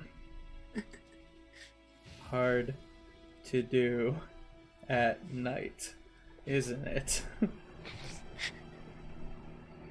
Are you just writing quotes? Are from you Ryan? kidding me? Yes, we're creating a BBEG here. He kind of goes, I think you might have maybe your named one's name right there somewhere. I think maybe. And he kind of taps you on the shoulder with his staff, or sorry, his book. And he kind of holsters it and walks over. He does shoot like one long look at your wizard spell book, which is just a conglomerate stapled together bunch of other wizard spell books that you've collected over the years. And he kind of goes and keeps walking. Fang just I lean over towards Fang and I go, just whisper very quietly in your ear so to try and make sure that the wizard doesn't hear. When we meet Perina tomorrow, we kill her. We take the Jarl. We take the stuff. And we begin our bloody march. She just whispers back. That sounds splendid. I tear out a page from my book, one of the emptier pages, and I write on the bottom, and I pass the note to Fang, and on the note it says, "We're gonna unite the Burners, the Alphas, and the Raiders. They need leadership. We are leadership." She just gives him this like really wide, like quite menacing smile. All right. As you pass over that piece of paper, you look down and you see another piece of paper. And you looked at your book, and you kind of examine it. All the paper's there. And you look down, but it's got like a hastily scrawled picture of a lance on it. Mm-hmm. Kind of folded it on itself. You kind of pick it up. Sorry, do you pick it up? Yeah. I'll look at it and I'll take my sword and stab it. Yeah, you And examine it that stab way. it and hold it up. Just as Fang starts looking around, and you note that 2 of the rogues that went with you are not accounted for. Everyone else seems to have made it out pretty alright. You got there in just the nick of time. They start coming out of their fortifications and kind of slapping the both of you on the back, and the third rogue who's too busy looking around for the other 2 rogues that you brought with you.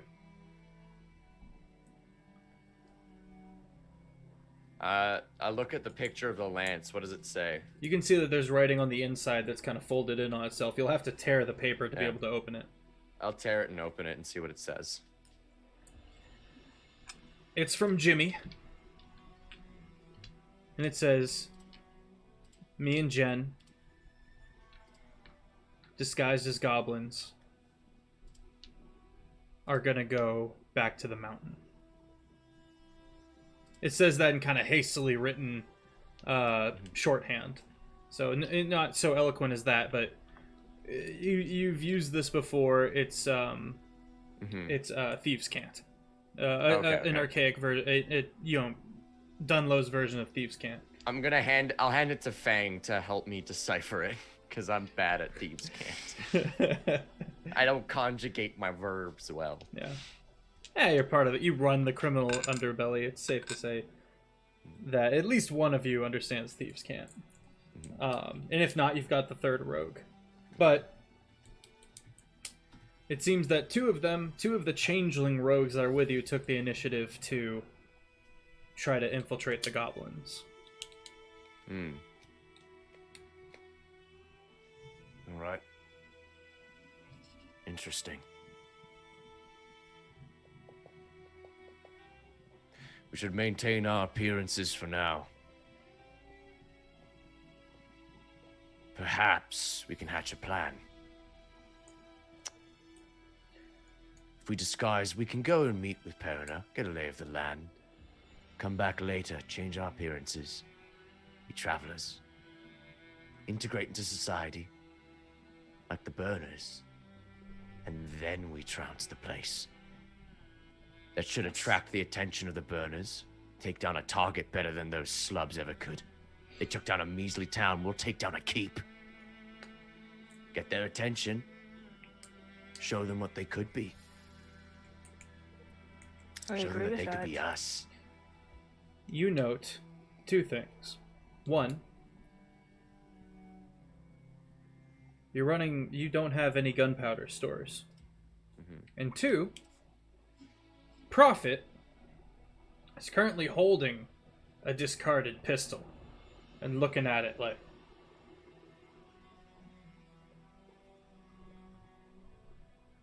What you got there, mate? I imagine it's something of yours. What is this? You don't know firearms? Firearms?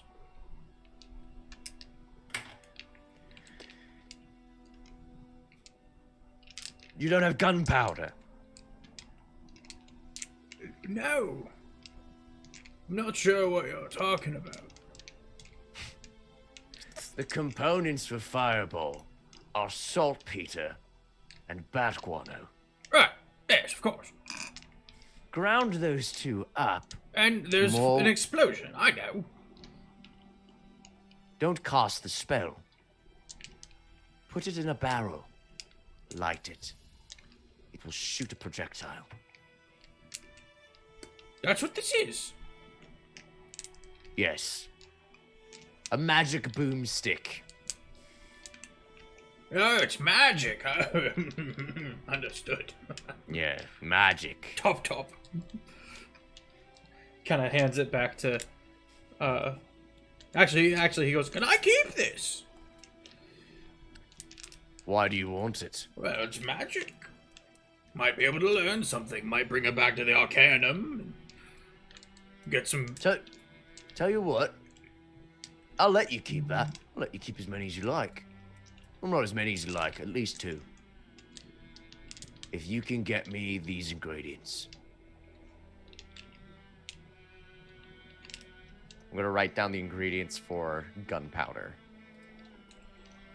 He starts looking at it. Oh, charcoal's easy enough. Sulfur. Well, we could probably have. We import sulfur. Well, we could have it imported from the mines. Limestone might be a bit tricky.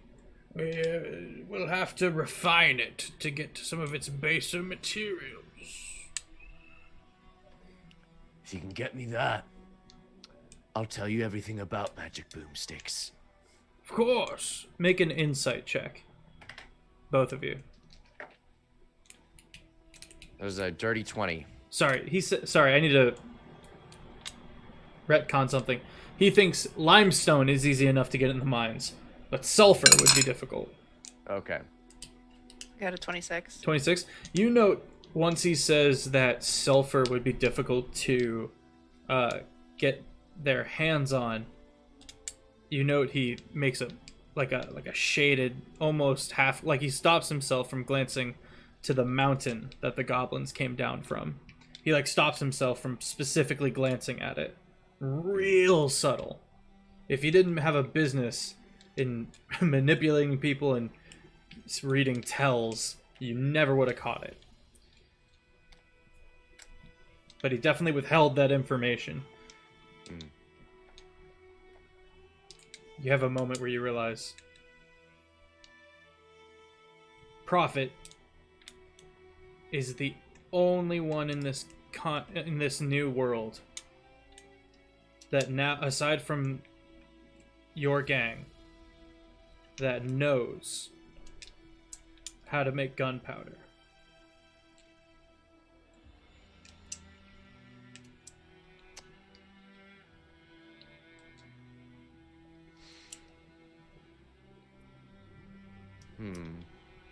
And you can see the glint in his eye. Not greed of the gunpowder and the technology itself, but you realize he is putting together the absolute killing he could make selling this information and growing an empire off of it. His name is Prophet, and you realize it's making a profit, not prophetic.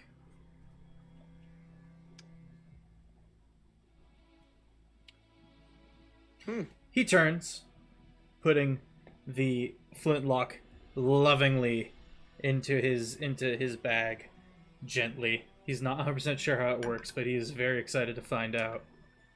And begins waddling over and starts kind of talking to others. And as you kind of sit there and think about your options, and you keep glancing over to Prophet, you realize he's going out of his way to befriend and explain where they are. Maybe learn a bit about Aurelia. But he's also just making a note of all the faces, the forces, and you remember that he is a named one of Jarl Perenna. When he's out of earshot, Jay's gonna lean over to Lance and be like, he's gonna be a problem.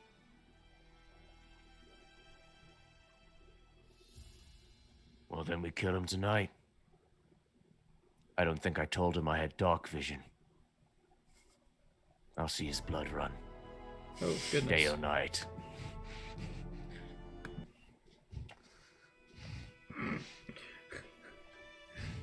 And with that, time begins slowing down, the heart rate of the battle kind of coming down from your people as a whole. What do you guys do?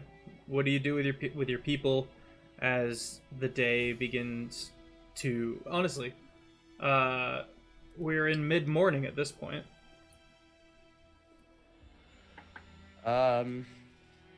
Mid-morning? Yeah. If the Aurora Borealis you came out of, then it would have been sometime in the night, so... That was horrible grammar. I'm gonna start casting Tiny Hut. I'm gonna say, Prophet, stay in my tent tonight. Roll persuasion.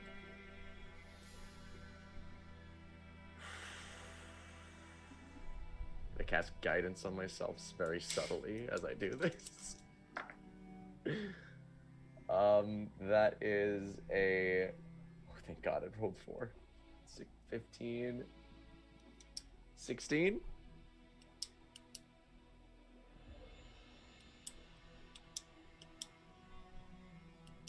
He is disarmed by this point.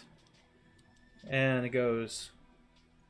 Yeah, I would love to, if I could pick your brains a bit more about this Aurora lass. There might be a deity to this thing after all, and if that's so, what does it mean with the souls and just plucking you out of your land and bringing you here? There's no other land in Kjol. It's just boiling seas and a couple of island kingdoms, and he slowly joins you. So where could you have come from? I have a theory that there is a whole... I believe the world to be round, or else all the water would have gone. And maybe there's another ice place on the other side. Maybe, if someone could go all the way there and make a teleportation circle. Or something, I don't know. The boiling waters, the boiling oceans, however, and he just continues to rant as you slowly bring him into your tiny hut, you and Fang. Anyone else in there with you? Me, and then I'll say another Hobie. So, no, like the Hobies are staying in this tent for tonight. Okay. Yeah.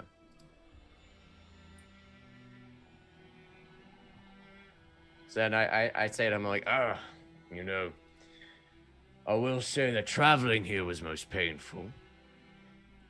We were crushed with the weight of many things. We were flown across time and space, and crystallized by light and dropped down here. Most painful. Yeah. Was it very nice? I miss my home. I miss Granny.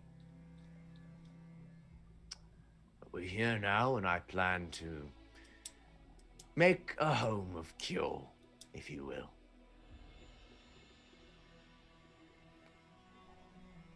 Although the weather could be better. I tell you, there's no other place like Perenna. The old Perenna, she's...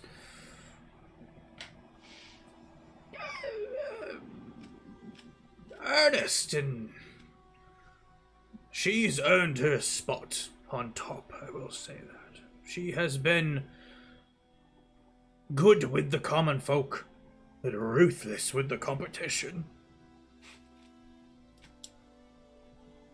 No other Jarl dares oppose her toll into the high places, and many different Jarls work through the mines, you know. They all have to pay. They all have to pay on the way through, which is quite the business mind on that one. I see.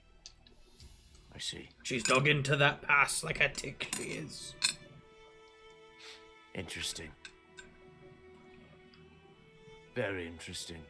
You know, I was somewhat of a business person myself. Fang and I was. Oh! Yeah. Where we came from, strangely enough, magic items also held a similar weight.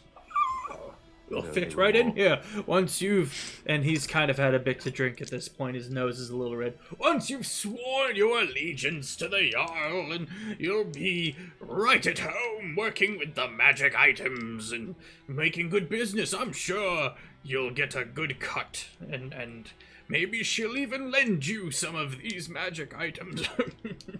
Although you do have your boomsticks. She's gonna want some of those, I would think. I'll be more than happy to teach her all about the boomsticks. Yeah. I need some rest if you don't mind. Of course, of course. We're taking a simple hour-long chat. I suggest you get. I suggest you get some rest too. I tend to snore. I might step out and... I also have this spell. I think you'll be quite comfortable here, don't you think? Oh... I It's snore quite loud. customary. It's customary for the Hobies to welcome them into the home. I don't have a home yet. This hut right here is my home. I welcome you. Stay. Alright. And he kind of plops himself down, bundles himself up in his big robe and hood. You see him pull out a pipe, and after smoking for a little while as everyone else slowly goes to sleep, the rest of the Hobies know what's up. He waits till everyone else is asleep and starts nodding a little bit. I'm gonna wait at least an hour, but I'm keeping my eye on him if I can. Okay. Could I make an insight check to see if he's really asleep? Yeah. Okay.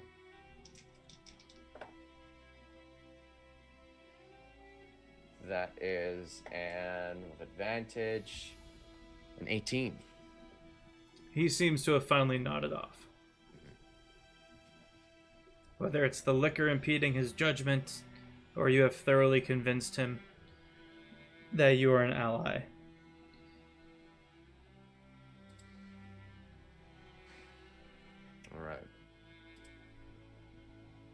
I'm gonna look to Fang. I'm just gonna give her a single nod. Just to Gonna nod point to the back. wizard. And then I'm just gonna silently get up. Cast Shadow Blade at 5th level. Are there any vocation to casting? that? I hope not. Please tell me no. If there isn't, I'll be so happy. If there is, then I won't cast it. Right. Yeah. Then I won't cast Shadow Blade. There is a verbal component. I'll just take out my long sword. Just walk my way over.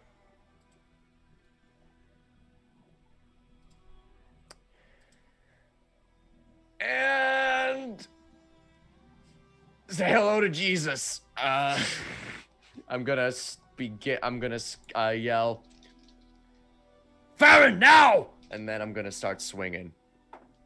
That is a goddamn crit! Ah! Let's go. Crits in the chat. Yes! Oh, I love playing paladins. His eyes bolt awake at the yelling, and you see. I mean, go ahead and roll the damage. All right, that is going to be Who's Farron? You mean Fang? Fang.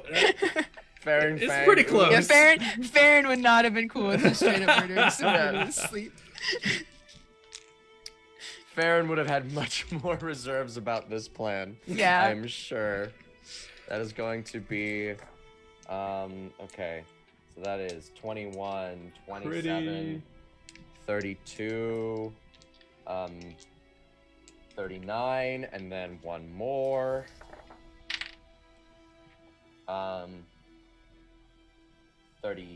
45, 52, 59, 62, 68. Plus 5. Still 70 alive. 73. Well, I have one more attack. Okay. Actually, I have 4 more because I have action surge back because I got a short rest. Mm-hmm. This one's a booming blade. That is 18 to hit. 18 hits. All right. He's going to cast shield as a reaction. 18 what is does not hit. Okay. Action surge. Actually, I'm going to use my reaction counterspell. Okay. Wow. What level is shield? First. Okay, yeah, no, you counter that spell. Almost out of this is my last 5th level smite, so okay. Wide eyes, he barks out arcane. He barks out an arcane attempt to cast up the magical shield to block, and you growl back in the arcane counter spell, and it just fizzles and breaks across you in a cooling mist. You leaning in for the second attack, just fading through it as it dissipates.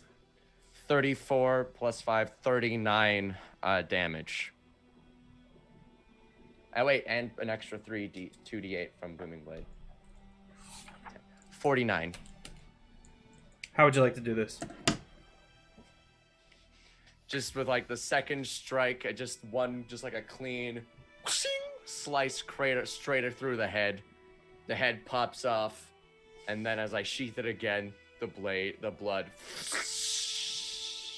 From an outsider's perspective, if they could see through the bubble, it's just a slow stand up, and then a yelling, and a counter spell which dissipates across it, and leaning in, and then a beheading and a geyser of blood coating. All the other members back out of the tiny hut, including the caster. Oh no, you're the caster, never mind. And soon it's just Fang and Lance Whithammer and a corpse. All right. I cast. Oh, I'm out of 5th level spell slots. I can't cast that. Tomorrow morning, I'll make him a coffin. Out of stone, with stone shape. He'll be buried here forever. He'll be a fossil.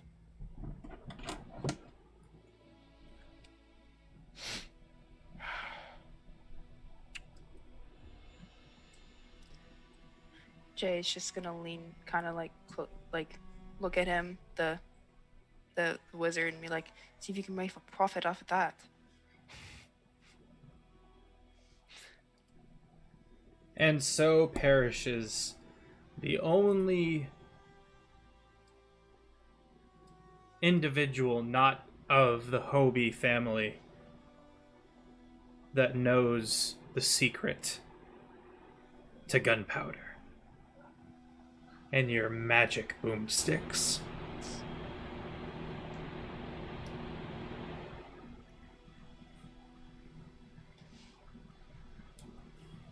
All right.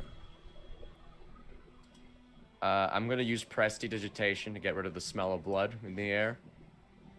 And the rest of the Hobies, I'm just gonna tell them, go to sleep.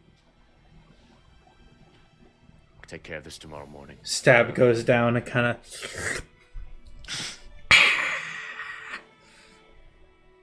You've always been gross.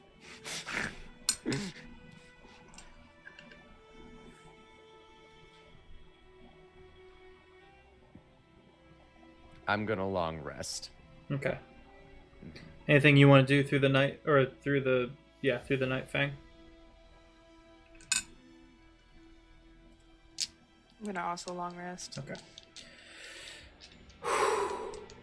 The party gets their long rest. In the morning, you waken. Jem has returned. One of the rogues who ran off to the mountains. Jimmy is still there. She goes on to explain. Well, let's say this. Someone's coming! You look over, and it's a goblin who's looking around, who slowly transitions back into the form of Jem, discarding the ratty clothes and putting on a proper cloak with a fur up, looking around. They ate some terrifying things over there. I think I might have eaten Wrath. I'm not sure, and I don't want to think about it. They killed the name ones, didn't they? There was a lot more of them later. I think they got greedy. Or overconfident, I don't know.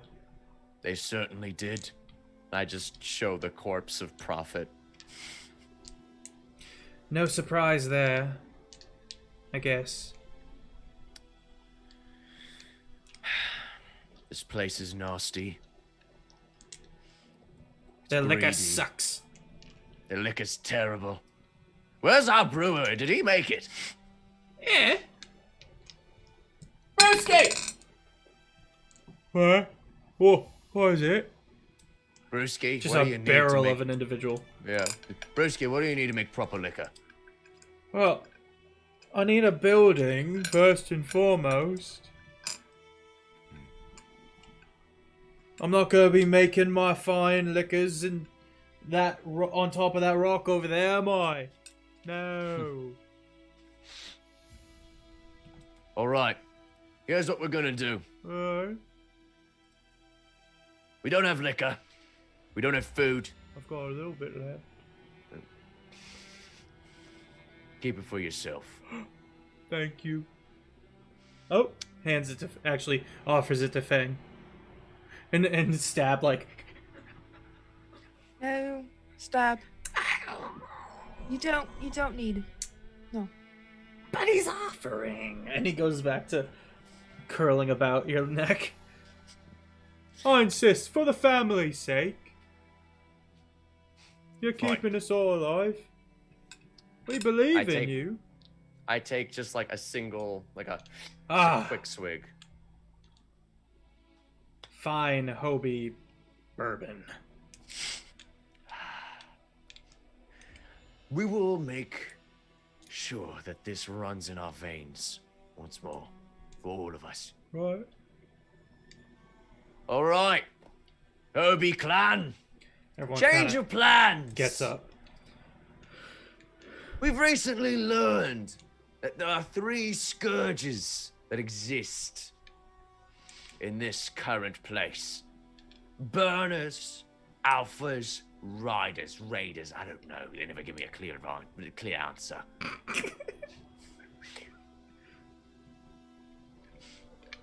Apparently they've hated each other for as long as they can remember. But we all know that nothing breeds unity like a common enemy. Aye. And I think that these burners, and us, and the alphas and the raiders, all goddamn hate Kjol. Aye. So here's what we're gonna do. We Hobies are gonna play this smart. We're gonna play the long game. We're gonna do what the burners do, but better. I'm gonna change my appearance to look like Prophet. We can be what we want. We're gonna infiltrate these goddamn bastard places. And then show the burners that wasting their talent on useless towns is pointless. We're gonna go to your Perina's place, infiltrate her ranks, and raise it to cinders. This is going to be a long game. But if we do this, not only will we get back to Dunlow, but we'll kill the bastard who sent us here. Aye. They're all slapping each other on the back and straightening their, their vests, putting their hats back on. Today, we cannot let anyone know what our names are. What name are we Hobie. gonna pick up then?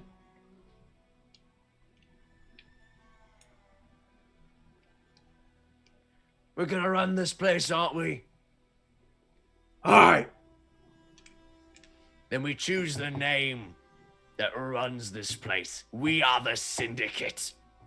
Syndicate. Syndicate. All kind of looking at each other. Syndicate. So, our first plan is we need to destroy Lady Perina's place. Raid her of all of those magic items. Take them for our own. Set up shop. Get the attention of the burners. And then we take over Kjol. And this starts today. I need all Hobies. All Hobie original blood. We are going to need to take on the appearances. Very dissimilar from our own. They cannot know we exist. Pretend to be a human. Pretend to be a Goliath if you have to. Pretend to be everything that you can, but you can't be yourself. If they know we exist, we lose. But if they don't, we win. All right. I'm done with my speeches. I hate doing them. Aye. They all chuckle a bit. They all slap you. One couple come up and slap you on the back, nodding to Fang as well. Start dissipating. Gem is gonna come back up. They've got all the stuff that we would need to make gunpowder in that mountain. They What did just you don't say? know it. That's what Jimmy said. I think that's our territory then. We held them off here. I say we go and take it over. Kick out some goblins. Keep the few that we can. I don't... The mountain's basically hollow. I don't think we'd be successful unless we were to say... And she glances over at the southern chimney stacks.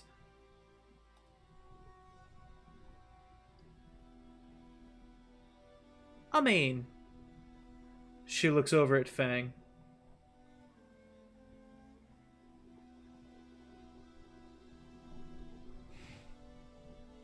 Just a thought, not the boss.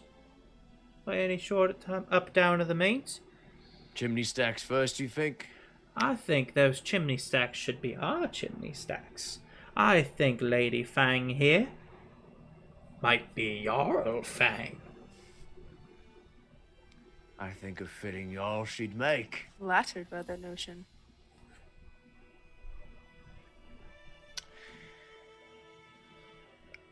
It's a great idea. I do agree that we should be more prepared. Well, let's go look at those chimney stacks then. All right. So, without further ado, the party. How do you want to play this? Do you want to spread out the Hobie clan a little bit and kind of stay low profile? Do you want to approach it as a whole group? What do you want to do here? I wanted to start. There's a risk either way. How many of them are how many of the Hobies we have are changelings? Or all of them changelings? Roll 2 D100 for me. Okay. A D100 each. Okay. That is a 29. 30. Okay, that is 59 changelings out of 200. You do have All right. your 60th one, Jimmy, up in the mountains. Okay. And Kjol's a big place. Okay.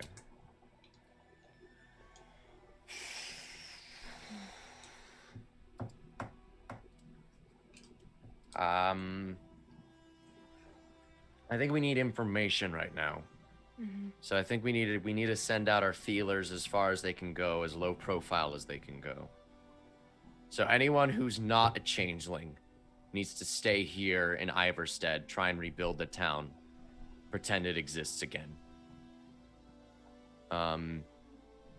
Everyone who is a changeling, we'll take with 5 changelings with us. 5 changelings will go to Lady Perina's place. Send some more changelings to the Goblin place, infiltrate there. Figure more out how much material they have. Just try and get the information that we need. So, what do you think? What do you think, Luna? I agree with that. It'd be wise to have our changelings looking for information and then... Yeah. And then the rest of the motley crew will stay behind, try and rebuild Iverstead for what they can. The remaining 140. See what they can do. And we will head with 2 of us, 3 changelings will come with us as we head to the smokestacks. Just for support. Okay. After conversing, you find a map on Prophet's body. I take Prophet's spellbook as well. Oh, absolutely. That was a given. To your displeasure, there's a lot of similar spells that you already got, and you're really bummed because you came from across dimensions, and this magic is basically We all the same. use the same damn spells. This is bullshit. Hey, in the swear jar. Hey, this is my 20th one. Hey. I get to put a $20 bill now. Reset. I don't have enough coins, so I'm just gonna be swapping out bills.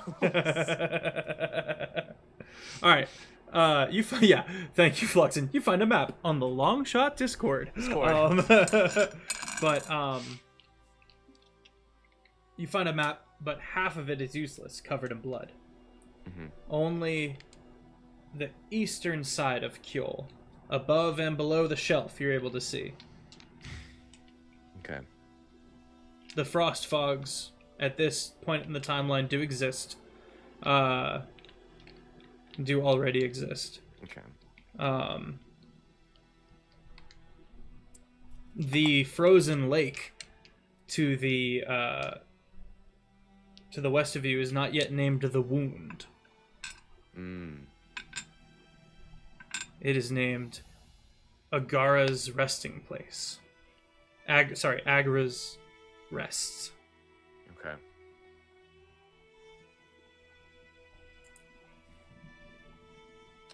And the smokestacks, where are those on the map? Is that like below the shelf, below the wound? Do you see where the Jarl is on the map? If you go along the shelf all the way to the right, all the way to the east, there's the roads going through the shelf. Where Yeah. the city, where there's a big J right there in the middle of that ramp. Oh yeah. That's it. Okay. That is the one big ramp on the shelf. Okay. That's where the Jarl is. And that's where the smokestacks are? Yes, that is a city. Alright, let's head there. That's where we're heading first. All right. You begin making your way. We're going to take a quick break, friends. We'll be right back.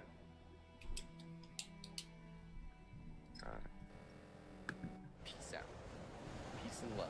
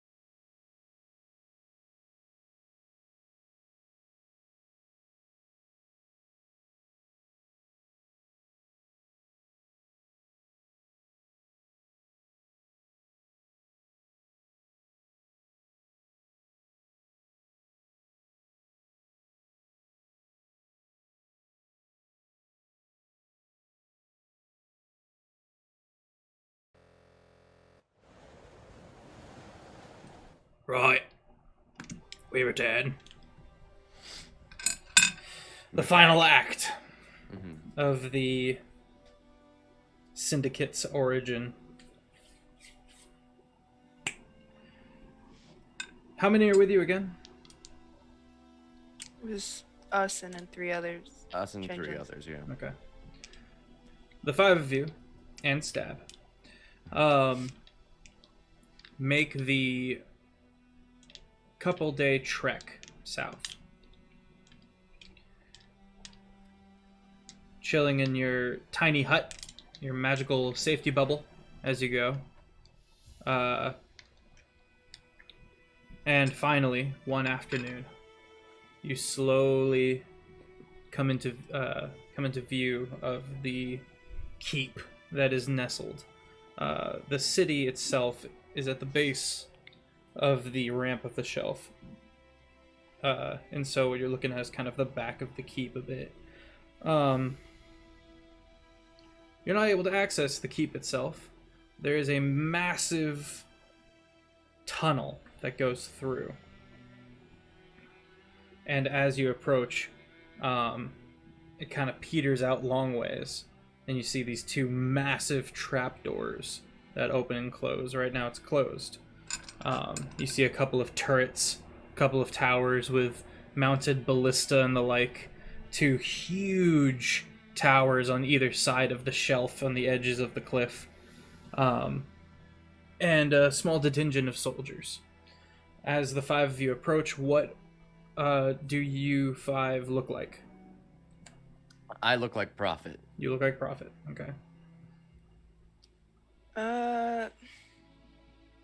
Jay is gonna like her best approximation of like a very innocent looking face. Okay. Kind of teardrop shaped. Yeah, like very doe eye, like Mm-hmm. not super overdone to where it's not believable, but like doesn't have the normal glint in her eyes, and her canines that she normally has sharp are very much dull. Okay. The other 3 dressing as commoners, appearing as harmless commoners, surely.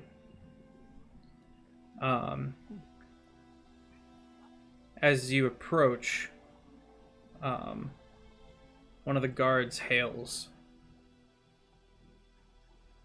Named man, Prophet. What news? Yes, that would be me. What You see, news I- from Iverstead? Oh, it's a bit of a problem, see? We went up there to check, and it was gone. The burners got to it fast. So I picked up these here survivors, couldn't find everyone else. The goblins came down as well. The perhaps goblins to- came down from the mountain. Yes, to loot everybody. I drove them back. However, Wrath, Rage, and Headstone were taken and eaten. Yes. 3 of our best named ones. Yes, but you still have me, and I was the smartest. We do still have you. Prophet, you've always come through in the end. That's why you're still alive, you old bean. Come on in then. Lady, Jarl Perna will very much like to hear your story. Oh, also, Ah, strange new magical weapon that we found as well. I'm very excited to show it off to Lady Perina. excellent. That's always good. That's always good for our economy. Come on then. Slowly, the instead of the massive double doors, a smaller, more disguised stone ceiling that you can see of the keep slowly moves up and out of the way on gears. And you can hear the grunts of multiple people just cranking these things. And you're let down a small stairway. Well lit. Opulent. This keep has quite a bit of money. Jarl Perena, while she does not have the most magic items, bringing her validity as a Jarl. She has made a whole other profit on the tolls to go through. Indeed, as you were traveling along, you did come alongside a few wagons moving slabs of ore and stone, the occasional coal and the like. And you leave them behind now without having to pay a toll. Slowly you move down into an area. You come into this large waiting room where you can see other individuals waiting to enter the court and have their say with the Jarl. The five of you kind of hunker down. This culture is still alien to you, but you see large marble statues and you're familiar with those. A lot of stuffed animals, that's kind of new. A lot of furs on the walls, weapons on racks. No chandeliers or anything like that. A lot of torch fire. No lamps. Just almost barbaric in how far back it is in technology in comparison to the land where you came. Mm-hmm. Five, you kind of hunker down. You have maybe like 2 hours to wait.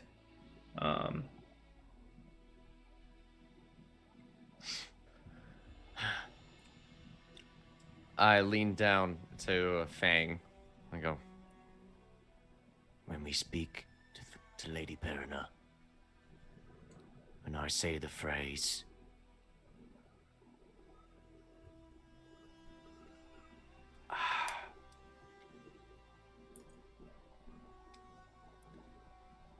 I felt locked in place. Fire your pistol at the Queen. I will. The sooner I can get out of this dreadful face, the better. Good. Good. This decrepit old man. Your joints feel all scrapey. Your hearing loss in one ear is notable. You have the constant urge to like stretch. And the itch of maybe he was on something but wasn't telling anyone. sulfur. Greed. Eventually time passes and a bear lumbers out like this massive polar bear and goes All right. No need to be so pushy. Come on, survivors. You're here to meet Lady Perina. You're led into this opulent room, massive white marble pillars, a marble floor with huge rugs on the side of not rugs really, they're just kind of like leathers, like what you and I would call a killer whale, just kind of spread out by the hearth. Two massive bear folk on either side of of Jarl Perina, who is a very tall woman, very bony, high cheekbones, her hair kind of done up with multiple bits kind of pinned through, shock, almost white blue dress, with a circlet around her. Her throne that she sits on, the only maybe granite thing in the room, looks ancient, the seat proper having been smoothed over with time. And her own brazier on one side that you watch as she occasionally warms her one hand by. The other hand is coated in blue skin. Very strange to look at. She doesn't look up. She seems to be talking to someone. The bear kind of She puts up a hand, continuing to speak with what must be one of her advisors, a portly individual. You see many crossbowmen up on the sides of 2 balconies. By the throne, you see the 2 sets of stairs coming all the way around to wrap around the back above the double doors you just walked in. You do see some more doors off to the sides. And see a couple of runner boys here and there. The 5 of you kind of slowly walk into this opulent, monstrous courtroom. Eventually, she flicks the advisor away in frustration. Come. Hello there, y'all, Parana. So great to see you once more. Prophet, you greedy little bint. What is it? Tell me. I need to know. Well, Was it the burners? Iverstead. Yes, Iverstead. Oh, Iverstead. Yes, it was the burners. Iverstead, thank you. Yes. The burners arrived, supposedly, and burnt the place down. It's gone now. It's, but ash, dust, corpses. Then the goblins came down from the mountain. Very curious, very strange. Goblins. She looks at her advisor, and the advisor goes, you know, kind of like, this isn't normal. It's true. They came down because they killed Headstone, Wrath, and Rage. You're down 3 named ones. And there goes the last of our holdings to the mines. That is a serious loss. Yes. I tried to And the save named them. ones, of course. Yes, well. Hopefully, Iverstead's. No, Lance is taking a shot in the dark. Tactical advantage will, you know, hopefully not leave us locked in place. As I once felt locked in place.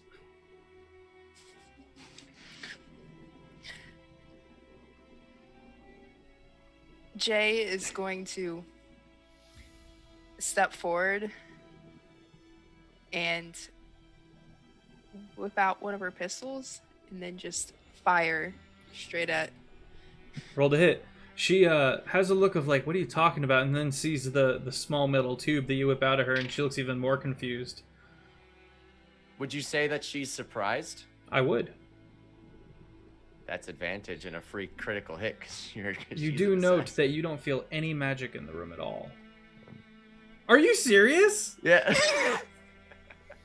Let's go! You didn't even need it. It was just insult to injury. You're an assassin. I am! Yeah. Crits in the chats. Let's go. Yo, this villain origin story slaps. This is amazing. Oh my gosh. Good lord. Okay, roll your damage. One of the, heck. What's up, Burb? Thank you for the host, Burb. Appreciate you coming in. That's only gonna be 5 damage. Really? Why only 5? I think No, you got more than that. It's a ranged weapon. You have advantage. Your sneak attack. You gotta be more than 5. Oh yeah, sneak Sneak attack. attack. Duh. That's what I forgot to calculate. And double your damage dice as well. Oh 'Cause yeah. you crit. I have 8. Yeah, that'd be some poor rolls for sure.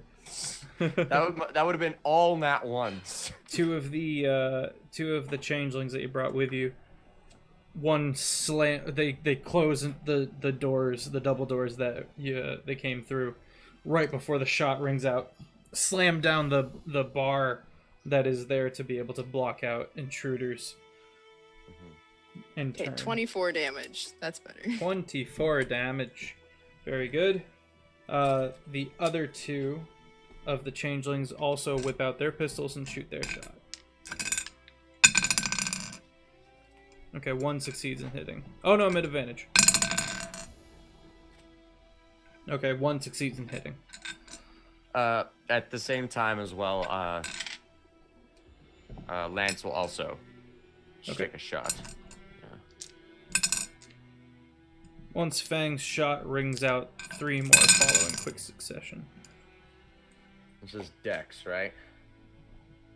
Not good at these. Does a 16 hit? 16 does hit. All right. 10 damage from Lance. Okay. 10 more damage from the two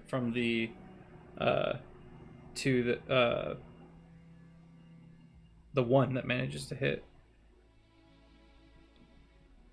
What we got, Luna? Fire again with my other pistol. What was the damage for the first one? 24. 24. Okay.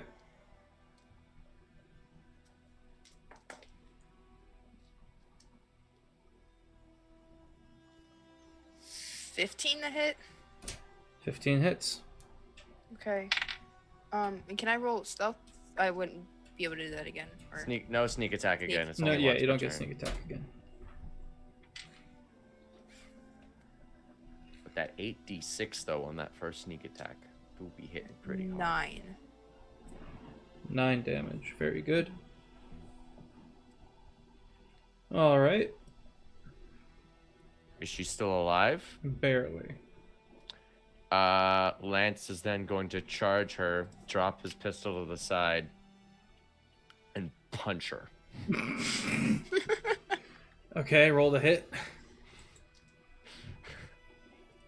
Because we don't have our weapons on us, right? You do. Oh, I do? I'm going to stab her, but... then Okay, I'll I thought I didn't have my weapon on me. That's a 19 to hit. 19 hits. All right. Yeah, they're gonna let you enter with pistols. Yeah. Then I'll slap on... She's barely alive. I'll slap on a 3rd level smite for an extra 48. I do believe you cannot in this room. Anti-magic. Is our smites magic? They And are a class divine. feature. They're not a spell, but it's definitely magical in nature. All right, if that's your ruling. The anti-magic field is ambiguous, so it's always Okay, I it's see. different DM to DM. If it specifies that it's only spells, then smites would be allowed. Yeah. In that case, is there any way for me to get any extra damage on here? Yes, there is. Use my superiority technique for trip attack. Oh my god.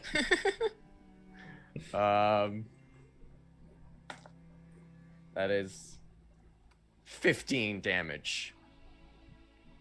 How do you want to do this? Lance, after the... He's just gonna toss his gun to the side, just run up and shank her right through. She is elderly. He's just gonna lean down and say, Apologies, miss. You were just the first step. and then unshank. And she falls and crumples. The armed forces around you crying out in alarm. Let's roll for initiative. And we're in an anti-magic field, huh? Yup. Is it all inside this place? This entire courtroom. Oh, man, okay. That is a 13 on initiative. Okay. 19. Look at you, Luna. Got them high rolls. I'm scared though. Oh, yeah? Anti-magic field is no joke. It's an 8th level spell for a reason.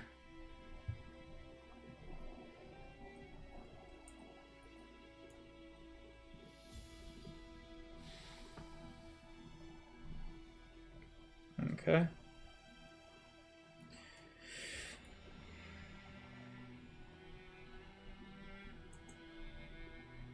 All right, Jay, you're up first. So there's all the guards are So like. there are 2 bear folk, which are basically bear-like bears standing and holding weapons, on either side of the throne. There's also crossbowmen, roughly 5 on each balcony, as well as you do vaguely hear something in heavy plate mail stomping from one of the side rooms. Stomping towards the party from one of the side rooms. Do we know what the source of the anti-magic field Yeah. is? There it is. Make an Arcana check That's- or a Perception check.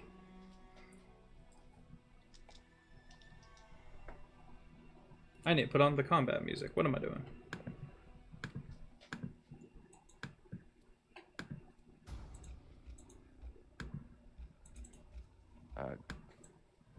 Dirty 20 on Arcana. Okay. I got a 25 in perception. Okay.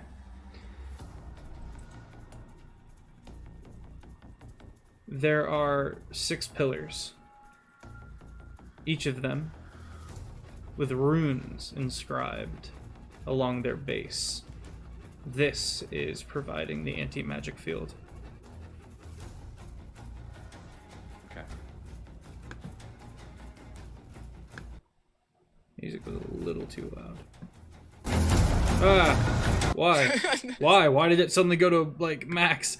Sorry, chat. Sorry, guys. I didn't even click anything. It just went to max. Rip their eardrums. How close are all the pillars? About at? 25 feet each, and then 3 on one side, 3 on the other, roughly 40 feet of a hallway between the 2 pairs of 3. That was grammatically poor. And they're like stone pillars. Yes, marble. Just need to destroy the runes, though. If I was to run and like dramatically slide towards the pillar and like scratch my dagger along it. Nice. Yeah, that's easy enough. You move aside. You take a dash and you slash one of the runes. Just interrupting the engraving does the trick. And then I'm gonna like roll around so I'm behind the pillar Okay. and out of range of the archers. That Nice. go in. Smart. Okay. And do I still have my action, or did that No. count as my? Okay. You do have stab though. I do have stab. Okay. I'm gonna yell at stab to go puff on one of the ice bear things. Still with broken wings, hops down and scuttles across the marble, sliding up towards one of the bears. Once it's within 5 feet, once he's within 5, breathes up this euphoric gas up to one of the bears, who makes a con save, I believe. Wisdom save. Wisdom save. Oh, that's a 1. Right. Roll a d6. Oh no. 4. The target takes no action or bonus action. It uses all of its movement to move in a random direction. Okay. Okay. Is that your turn, Jay? Yeah. All right. I'll let that be my team. Out from the double doors. Not the double doors. Out from one of the side doors, near the double doors. Out comes this massive individual, probably the big brother of Headstone. Just clad in plate mail, dual wielding great swords. And he goes, right! And he's gonna throw one of them at one of the changelings. And he's gonna miss. He then grabs with the 2 hands, charges forward, and takes his second attack. It hits. Can I use my cloud rune?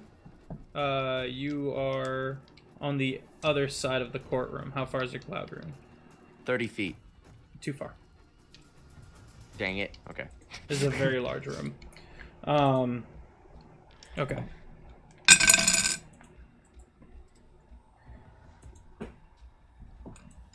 That rogue takes 16 damage from the greatsword. What level rogue would it be? He's a I want to say 8th level rogue. Uncanny dodge. Reaction to half damage. And he does so, taking Yay! 8 damage. Does like a weave. I trained him well.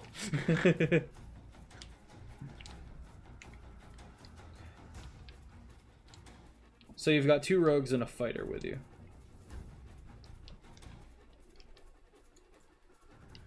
Alright, that's the champion. That rogue is, because the other rogue is close, is going to stab with a sneak attack. And he's going to miss. The rogue that is nearby as well, because they were together when they... Oh, yep, that hits. Okay. What's the sneak attack damage of a level 8 rogue? So we'll look that up for you. 4d6. 4d6 plus the d6 from the short sword.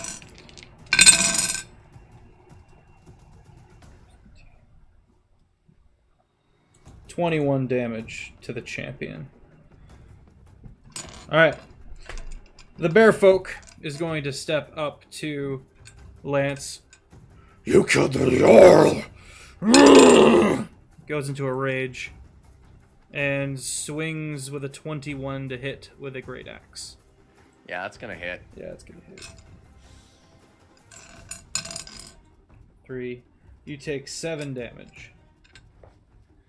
I can take it. least for Let's see. now. Lance, your turn. All right.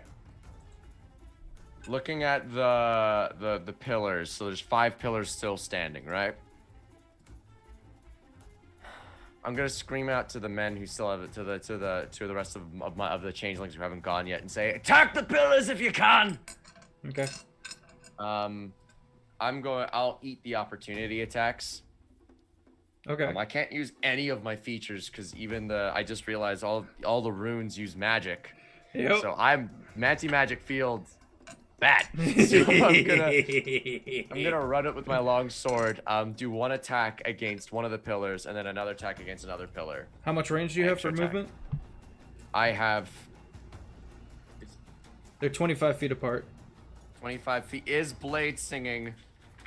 Is that magic? The thing Yeah, from it's being elven a magic. wizard? Yeah. It's elven magic. Yeah. Okay, I'm gonna use my long sword to strike at one, and then I'm going to throw a hand axe at another one. Okay, roll to hit. But first, you get got from one of the bear folk. That is a-okay. Well, let's see if he gets you. Yeah, he gets you. I have surprisingly a lot of health for a wizard. Yeah. You take 8 damage from the great axe. Okay. Works for me. All right, so you don't have to roll to hit the runes, but you do have to roll to hit the runes with the thrown hand Okay. axe. That is delightful. 19. All right, that's 3 pillars down. Mm-hmm. All right, is that your turn?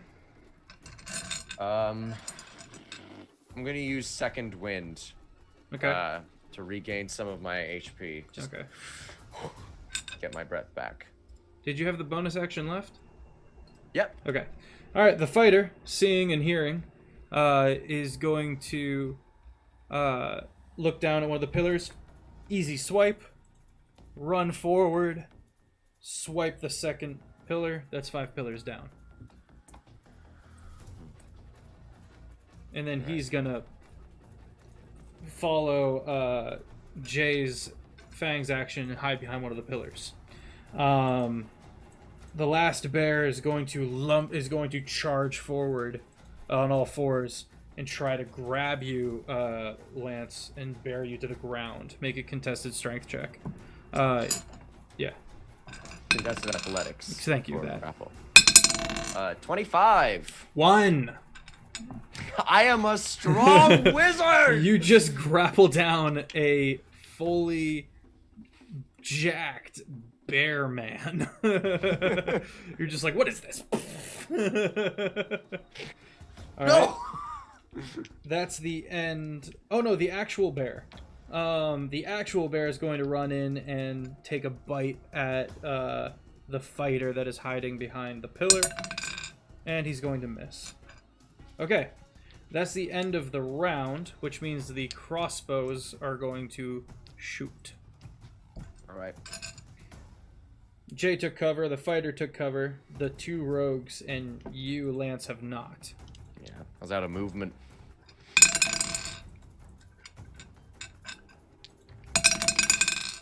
What's your AC? Is it 13 my or AC 17 right now? It's actually going to be 10 because anti-magic field would not allow me to have mage armor. Well, I've only hit you once so far. Okay, twice and one's a crit. Okay. Crossbow is a D8 of damage, correct? What crossbow are you using? Heavy Hand crossbow. crossbow or heavy? Heavy. That's a D8. Okay. Pretty sure. First crossbow that crits, 9 damage. Second crossbow, 6. Alright. And then the second... That's all the crossbows, actually. Dang. You're terrible shots! Alright, Jay, you're up first. All right. How far away is the next closest on? It's on the Scratch other pillar. side of the fighter, so 25, 25, 50 feet. Bonus action dash could get you there with your movement. You can move at least 60. All right, I'll do that then. Okay. Bonus action. You dash across and bring your knife down on the last rune, and you feel the magic return to the air.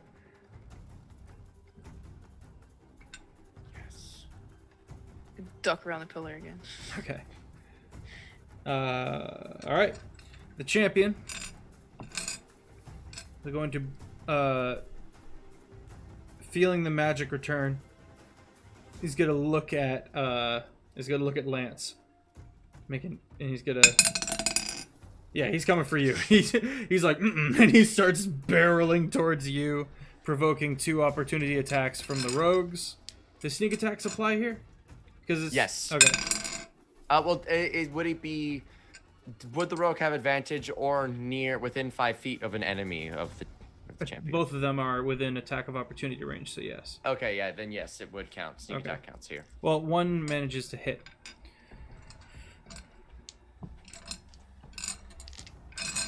And as he sees the champion going for you, he like lunges forward and buries a knife in the back of his knee. 10 damage. Okay. Champion gets to you, takes his greatsword, and tries to pin you to the ground tries to stab you right through the chest. 19 to hit. Is your AC back up to 13? No, I have to cast spells to do that. However, I am going to use Cloud Rune. Okay. And I'm going to warp that to the bear right beside me instead. The bear folk or the bear? The bear folk. Okay. It's just gonna, as he stabs through me, just like a portal opens up in front of me at the back of the bear. That's amazing. All right, that's disgusting. Actually, 6, 8, the 12 damage to the bear folk. All right. Lance is just gonna chuckle and be like, "You're too slow." All right, that's the bear. That's the champion. The 2 rogues are going to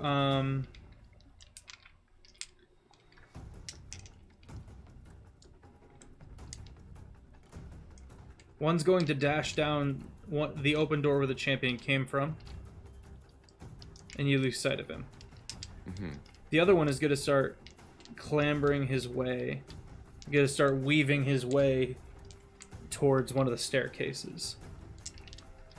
And that's going to be his full action. And you watch as he... Is it a bonus action to shape change? Or That's an action. Okay, never mind.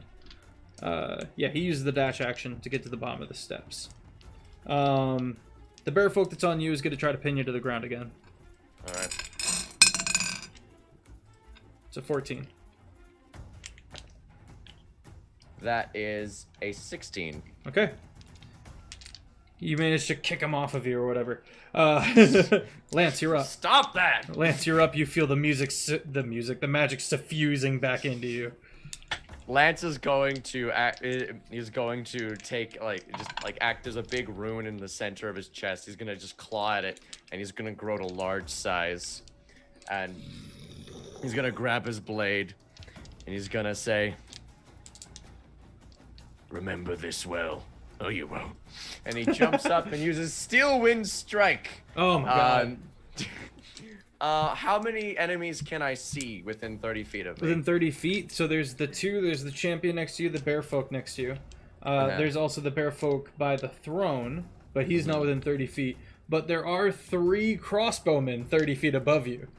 Okay, so there's the champion, the bear folk beside me, and then 3 crossbowmen? Yeah, All right. above. So I'm gonna jump up, just warp, and I'm gonna start striking at all of them. Yeah, real anime moment. Let me just make sure. With a weapon. Okay, cool.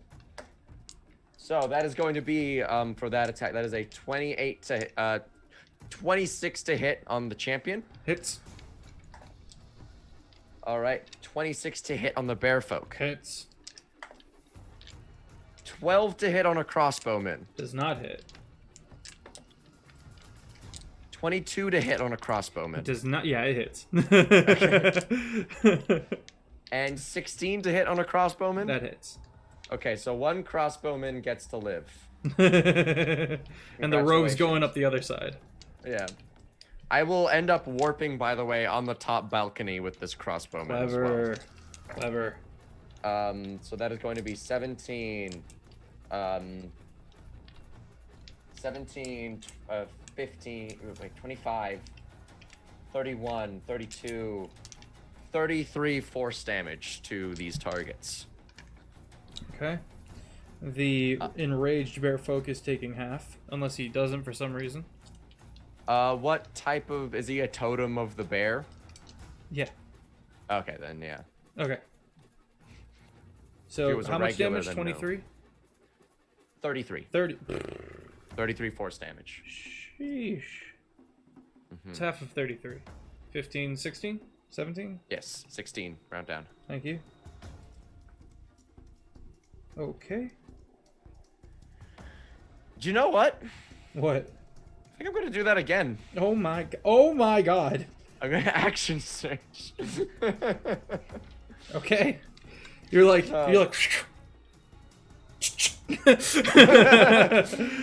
26 to hit on the champion. Hits.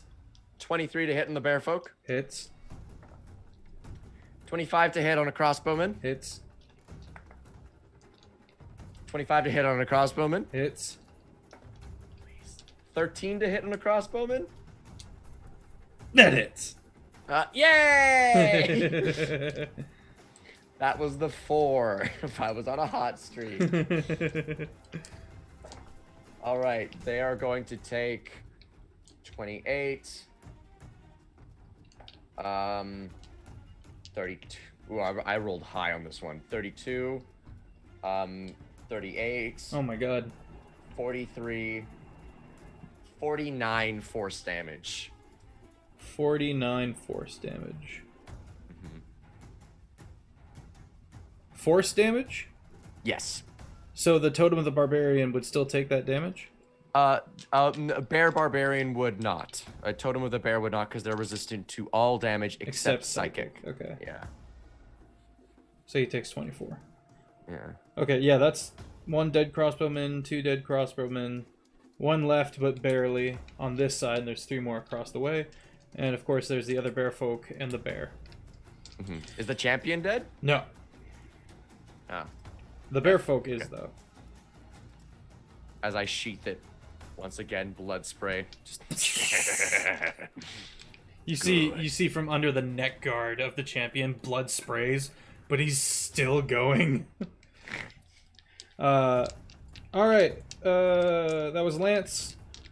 The fighter is going to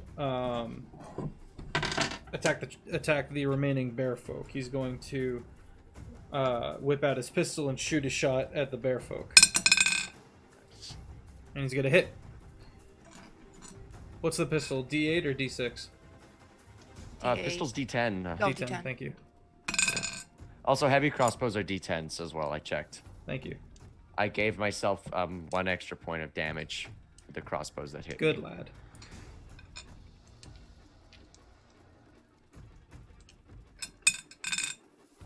That is 8 damage to that bear folk, who is not enraged yet.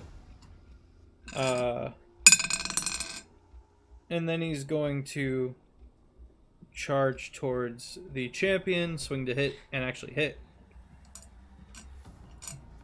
Let's say he's got a hammer. Let's say he's got a mean old 2d6 hammer. Big ol' maul. Big old bonk. Dents in some. That's max damage. That's 12 damage. Let's go. Let's go. He's earning his keep. He's earning his keep. Alright, that's the fighter. The bear, not the bear folk, is going to wild shape back into his druidic nature. So he's just this crunchy looking dwarf. And he's going to look about, see Fang, and cast Moonbeam. I believe that's a dex save. Okay. Or a con Bro, save. I've already used my reaction. Might be a this con turn. save. I'll look it up real quick.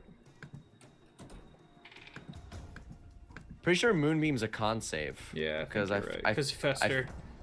Yeah, make a con save. Make a con save. Lest we forget. Old Grohl, master of con saves. Never forgotten. Can I use uncanny dodge? With that, or is that apply? You could use that to take damage. You could use that to have the damage. It's any instance of damage taken. Yeah, so not for the con save itself. So make the con Okay. save first. Maybe 15. 15? Okay. Yeah, you managed to weave out of the way, which would bring you down to half damage. And then you can use Uncanny Dodge to go down to quarter damage, I believe? Or does she avoid it completely? You're thinking of evasion. She may actually just have evasion right now. Which is what I'm going to quickly check. She's 8th level. She has evasion, so she takes no damage. No right? damage at all. She makes a save. The moonbeam comes, boom, and you easily move yourself out of the way. Okay, that was Bear. Now for the last bear folk, he's going to roll to see if he can snap out of the euphoria. I don't believe he does. That's an 8. It lasts for a full minute. Yeah, so The spell does. Oh, he doesn't roll to see if he can snap out of it? No, you just roll the 6, the Got it. d6 again. Gotcha. 3. So, Again, makes no action or bonus action. It uses all its movement to move in a random direction. Okay. Rolling a d4. It bangs against the wall. He goes, oh, bunk. Alright. That's the end of the round to the crossbowman. The one in front of you, or sorry, just getting down to the bottom. The one in front of you, Lance, is going to take a net out and try to huck it at you. Make a dex save. This is a barbed razor net, weighted. that is a 11. Okay. It manages to entangle itself around you. You take 8 damage. Okay. I can take it. Bless you. Thank you. You only get 1. Blessings don't stack in D&D. And then the other 3 crossbowmen are going to... Well, one's going to shoot at the fighter. He's going to hit. doing 1 damage to the fighter. And the other 2, not noticing the rogue sneaking up on them, is gonna fire at Lance. 1's a crit, my guy. How you looking on health? The other one misses. I'm still good. Oh, good. You take 10 damage. All right, I'm still good. What's up, Taco. Taco! Okay. Hi, Taco. Does that screw with the overlay? No, it's well. I mean, yeah, but it's fine. Is he frozen? He's frozen. Hello? Hello, Taco. Get out. No. Dude, I you're live missing. here. Someone clip this. What is happening? We're in the final boss fight. We're at the final boss fight. Are they and- dying? No. No. Be gone. You got games on your phone? Yeah. Is this what it looks like when your guys' parents try to FaceTime you? Why are you so small? I can't see your cute little faces. Alright, Jay, you're up. No, now you gotta stick around, Taco. Jay, you're up. Oh, okay. I'm making burger. Yeah, well, shush. Are the 3 crossbowmen above me or across the way? They're above you. One is Okay. across the way, and he has just thrown a net at Lance, who has gone down under it, and it's a razor wire net that is weighted. I'm fine. Right. How will the gang get out of this one? She is What about your... She's gonna cast mirror image on herself, Okay. which generates 3 exact images of herself, and she's gonna run out and turn around so she can see up Okay. to the people, and then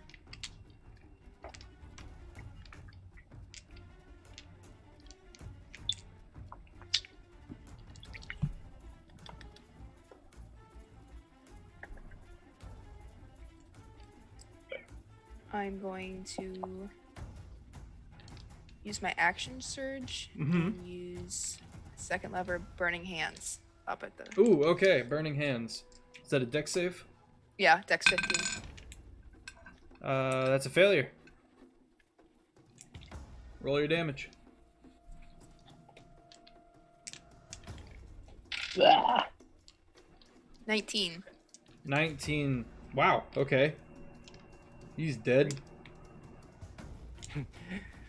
Get him, sis! Kick their ass! Take him out the back and whack him. Okay. Is that your turn? How about stab?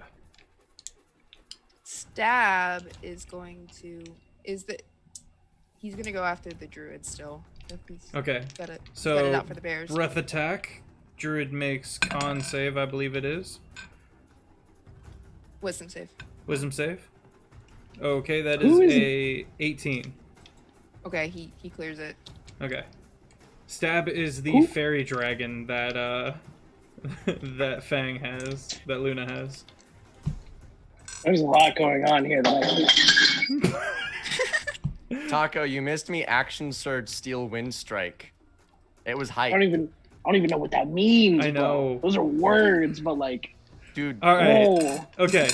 So the champion is going to look at Jay and charge forward, swinging to hit, but you have mirror image up, so that means what exactly? I forget. Okay, so mirror image, 3 illusionary duplicates of yourself. Okay, that one. Each time a creature targets you with an attack during the spell's duration, roll a d20 to determine whether the attack instead hits one of your duplicates. If you have 3 duplicates, you must roll a 6 or higher to change the attack's target to a duplicate.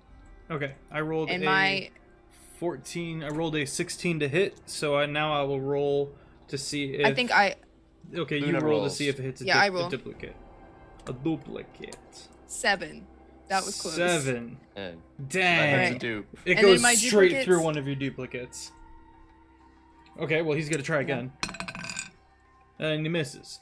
And the champion roars in frustration. The one rogue is going to charge the druid and miss him entirely. That's unfortunate. We got another raider. What on earth is this music? Why did it like go all marimba? I'm not Like, sure. what Good happened? catch, though. I need to switch that over. It's Horizon Zero Dawn for combat music. Okay.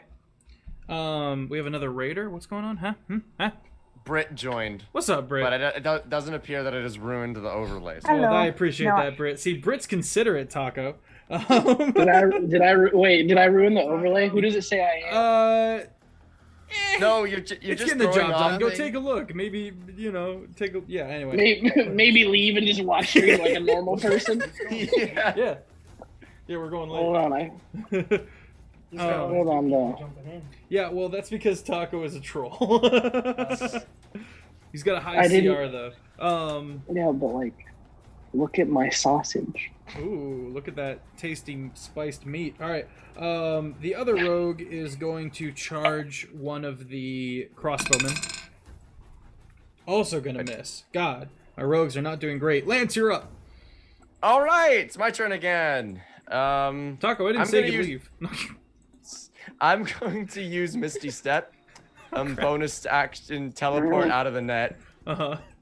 Okay, Misty Step. Nicely done. Just gonna teleport behind the guy who netted me. Okay. I'm just gonna throw him over the edge. Okay, roll to grapple, I guess. That's a contested athletics check, which I get to roll at advantage because Oh, I'm God. large. That is a 27. That's a 17. Off Boys you go! going over. Lands on the champion. So that's 30 feet up. That's 3d6 fall damage for the both of them. Wait, are you about to double KO these people? And I'll still have You an are. attack left. That's 16 damage. Both of them die. Yes!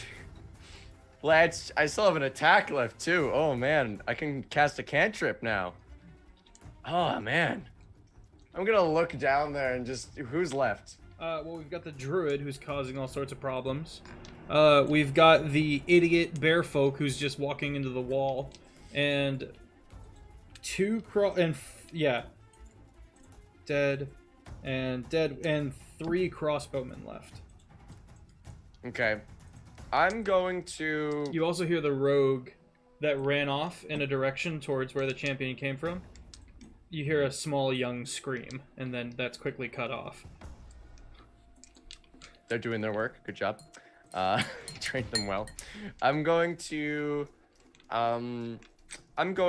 cast Firebolt at the what's Druid? his name? At the druid, yeah. Okay. Attempt to disrupt his concentration on Moonbeam. Hey, That is a 27 to hit. 27 hits. Okay, I've never cast Firebolt before. How much damage does Really? this I think do? it's like 1d8. Oh, that A says D10. 1d10. That says a level 5. That's at level 1. We're at level Oh, I see, 15 I see. because it's a cantrip. So that's 3d10. Taco, I muted you. No offense. 3d10. Roll your damage. All right, that is 15 fire damage. 15 fire damage on the druid. Okay. Yep. He has to make a con save now, or he will lose concentration on Moonbeam. DC 10. That is a 16. Okay, he maintains it. You sound so bummed. I was hoping for the mogul move, you know, kill 2. Yeah. But I'm out of action surge, so no more mogul moves. All right. The fighter is going to swing. Where did the fighter go? I think To the druid, might. I think. Yeah, he's there now. Okay. Okay, that is a 17 to hit. That hits. I think he was up against the champion. Anyway, Yeah. Well, the champion's dead now anyway, Right. so. 8 damage to the druid. Let's get a swing again. 7 damage to the druid. Alright, that's the fighter. The druid itself is going to attempt to raise the alarm as he changes into a bird and begins flying towards one of the down one of the smaller doors, provoking an loser. opportunity of attack from the rogue and the fighter. Oh, that's 2 crits. That's 2 crits. Look, that's 2 crits. That's double crit. Woo! Nice. Let's get crits in the chat. Let's go, dude. This campaign wants us to be evil overlords. Right? What's that? Are you about to kill them then? I'm getting there. Yay. Oh no! That was one of the party's allies. Wyman really wants the party dead. Tell Wyman he's a loser. That's not nice. They say the mean one says you're a loser, and the nice one says that's not nice. Okay, well, the one that said that's not the nice one, we can let live. Okay. We'll keep her in Tell the back. Wyman he can kill me if he wants, but he Wait, can't. Which one's the nice one? Who do you think? Yeah. Yeah. What'd you say, Offbeat? I just told Wyman that he won't kick my ass, but I will. I'll kick his ass. He says, tell no, him. I'm gonna kick your ass. Alright, the druid's Food dead. update, I got ketchup on my toes. Druid's dead? Druid's dead. That's over 30 damage. Oof. Alright, that's... Okay, and that leaves the bear folk, who's gonna roll a d6. That's a 3. What's he doing now? I think Same that's thing three- he's been doing. That's 3 threes in a row. He's going to turn and trip over the throne and just onto the body of his dead Jarl, just with a state of bliss on his face. Okay. 3 crossbowmen, 1 rogue that they are now aware of. Going to try to... The 2 in the back are going to shoot at that rogue. They're both going to miss. That's a crit fail on one of them. The crossbow breaks. And then the one who is too close for proper the ability to properly attack the rogue is going to shoot at Fang. Does a 16 hit you, Fang? It does. Yeah. How far away is Fang from me? Maybe 30, 40 feet. And then also Could it be 30, 30 feet, feet? up. Allow that to be as you see fit. 30 Could feet. I cloud? I'm gonna cloud rune that. Can you? Oh wait, no, I've already used that already. Dang it. That's annoying. Fang Never mind, takes I 7 damage. Okay. Oh wait, I gotta roll to What? see if it hits the other. Oh yeah, because I have 2 left. I rolled a 7.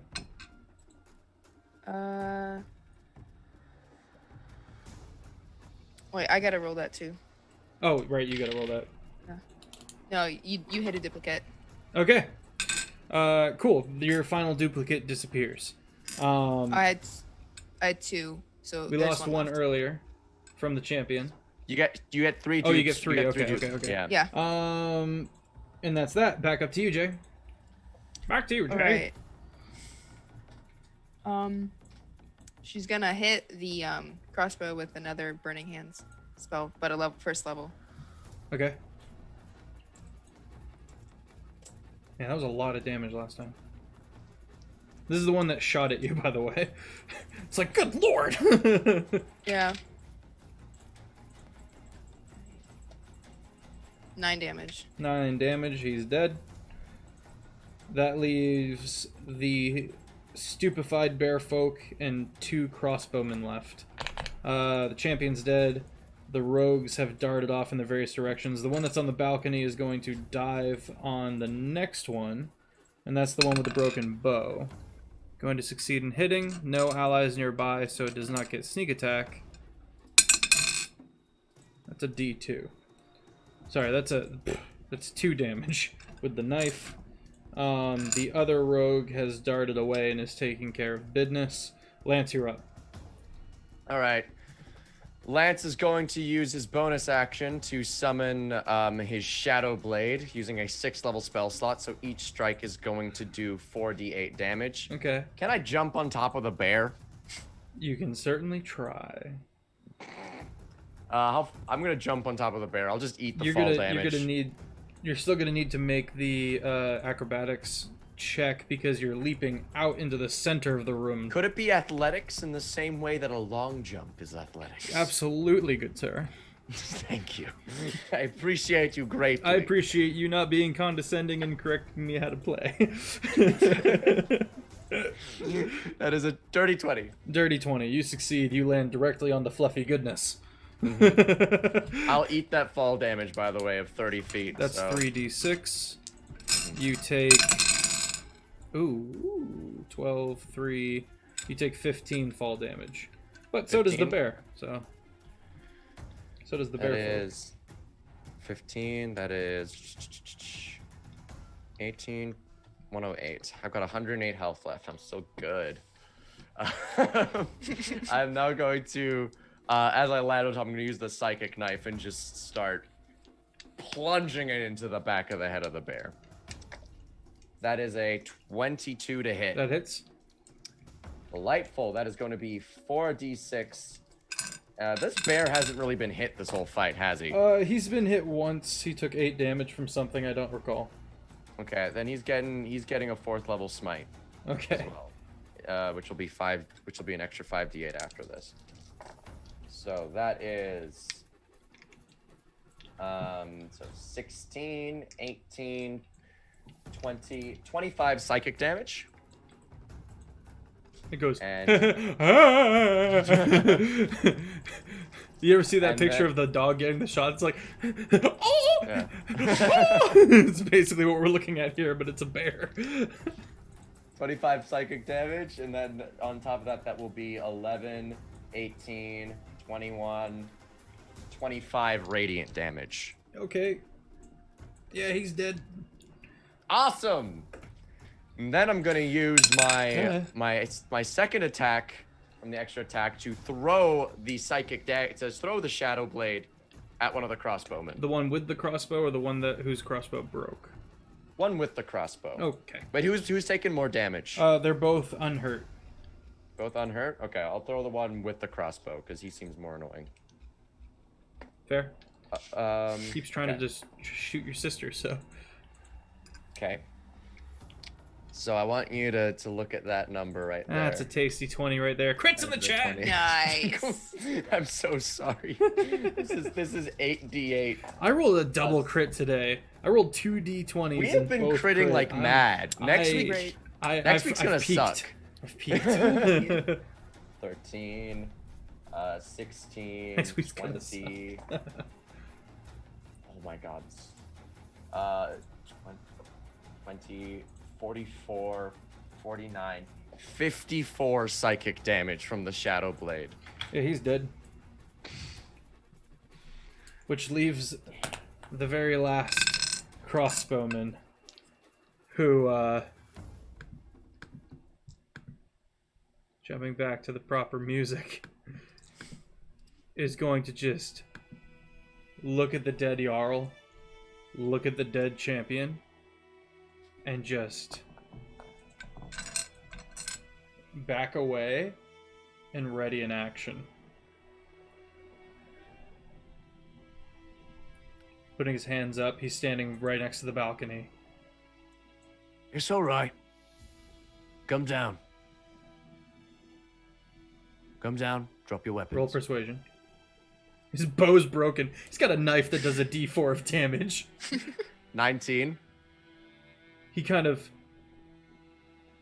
puts the knife down. Slowly walks by his dead brethren. The one rogue that's up there kind of eyeing him, and then changes to look like him, and the guy goes, like, what nightmare have I walked into? And he goes, he kind of approaches you, the two of you standing face to face, the dead Jarl in between with the dead bear folk on top. The brazier calmly flickering as if nothing has happened. So, I want you to do me a favor. Think you can handle that for me? Yeah. All right. You're a good lad. I'm gonna resummon my Shadow Blade. Just. I want you to know that I won't just kill you if you betray me. I believe in fates far worse than death. And I'll find one just for you. Is that understood? Yeah. All right. You're gonna swear fealty to me, and more importantly, you're gonna swear fealty to your new queen. Jay. Jay's just gonna drop the form she has and take on her normal one, and then just grin at him with her canine sharp again. Lance is gonna turn back into himself as well. I want you to find the burners, and I want you to bring them here. Is that understood? Find the burners. Bring him here. Aye. Tell them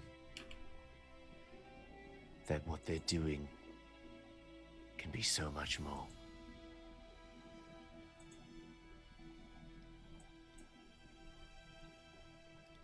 Betray me. Remember, there are fates worse than death.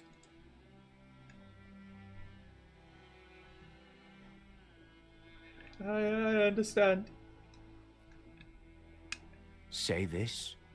I swear fealty to Queen Jay. Out of context, are you doing the changeling thing where you take the throne as the Lady Piranha? Or are you choosing to stay as Lady J? Jarl J? Don't know. I mean, by the looks of it, you have exactly the right amount of people to properly replace everyone who's died in the room. I think the changeling thing of replacing everyone, I think that fits in the character of the Syndicate. Yeah. Just checking, because you had said that, and then I just not railroading. I just wanted to check. You want to clarify, yeah? Yeah. Swear fealty to Queen Jay. Swear fealty to Jarl Piranha once more. Aye? She's just gonna shift into Jarl Piranha. It kind of all hits him now, what y'all's plan is. He kind of looks around, counting the heads. Kneels down. I swear my fealty, my life, and my shadow to Jarl Piranha. Once more, under the iridescent lights above.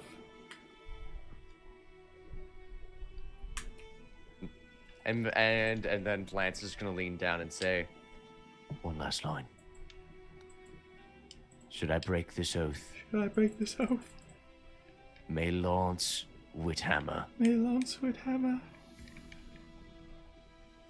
find me a new fresh hell and an everlasting death. Find me a new fresh hell and an everlasting death. Good lad. Now be off. Do as you're told. Kind of gets Your up. life is extended. Takes one step. And then bolts. Well, I don't think he'll be betraying us anytime soon. Jarl Piranha. The rogue from the room covered in blood in the back room suddenly comes hurling out and jumps on the one that looks like it was getting away and starts cutting him. Hey! Oh! No, he's one of ours now. Off. My bad, chap. Tap, tap. Opens the door, closes the door. And all the other changelings slowly begin taking the places, tucking away the bodies and covering it up. Fang, now Lady Jarl Piranha, slowly sits down upon the throne of granite. And you find it quite to your liking. It's no Victorian era, but it could be. You do have the financial means. She's gonna look around. This will do. It will do nicely. So, It's no Dunlow. it isn't. Much colder. Far colder. I think those burners are onto something.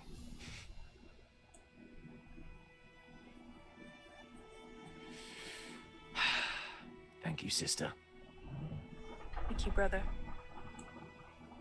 We'll live. We will.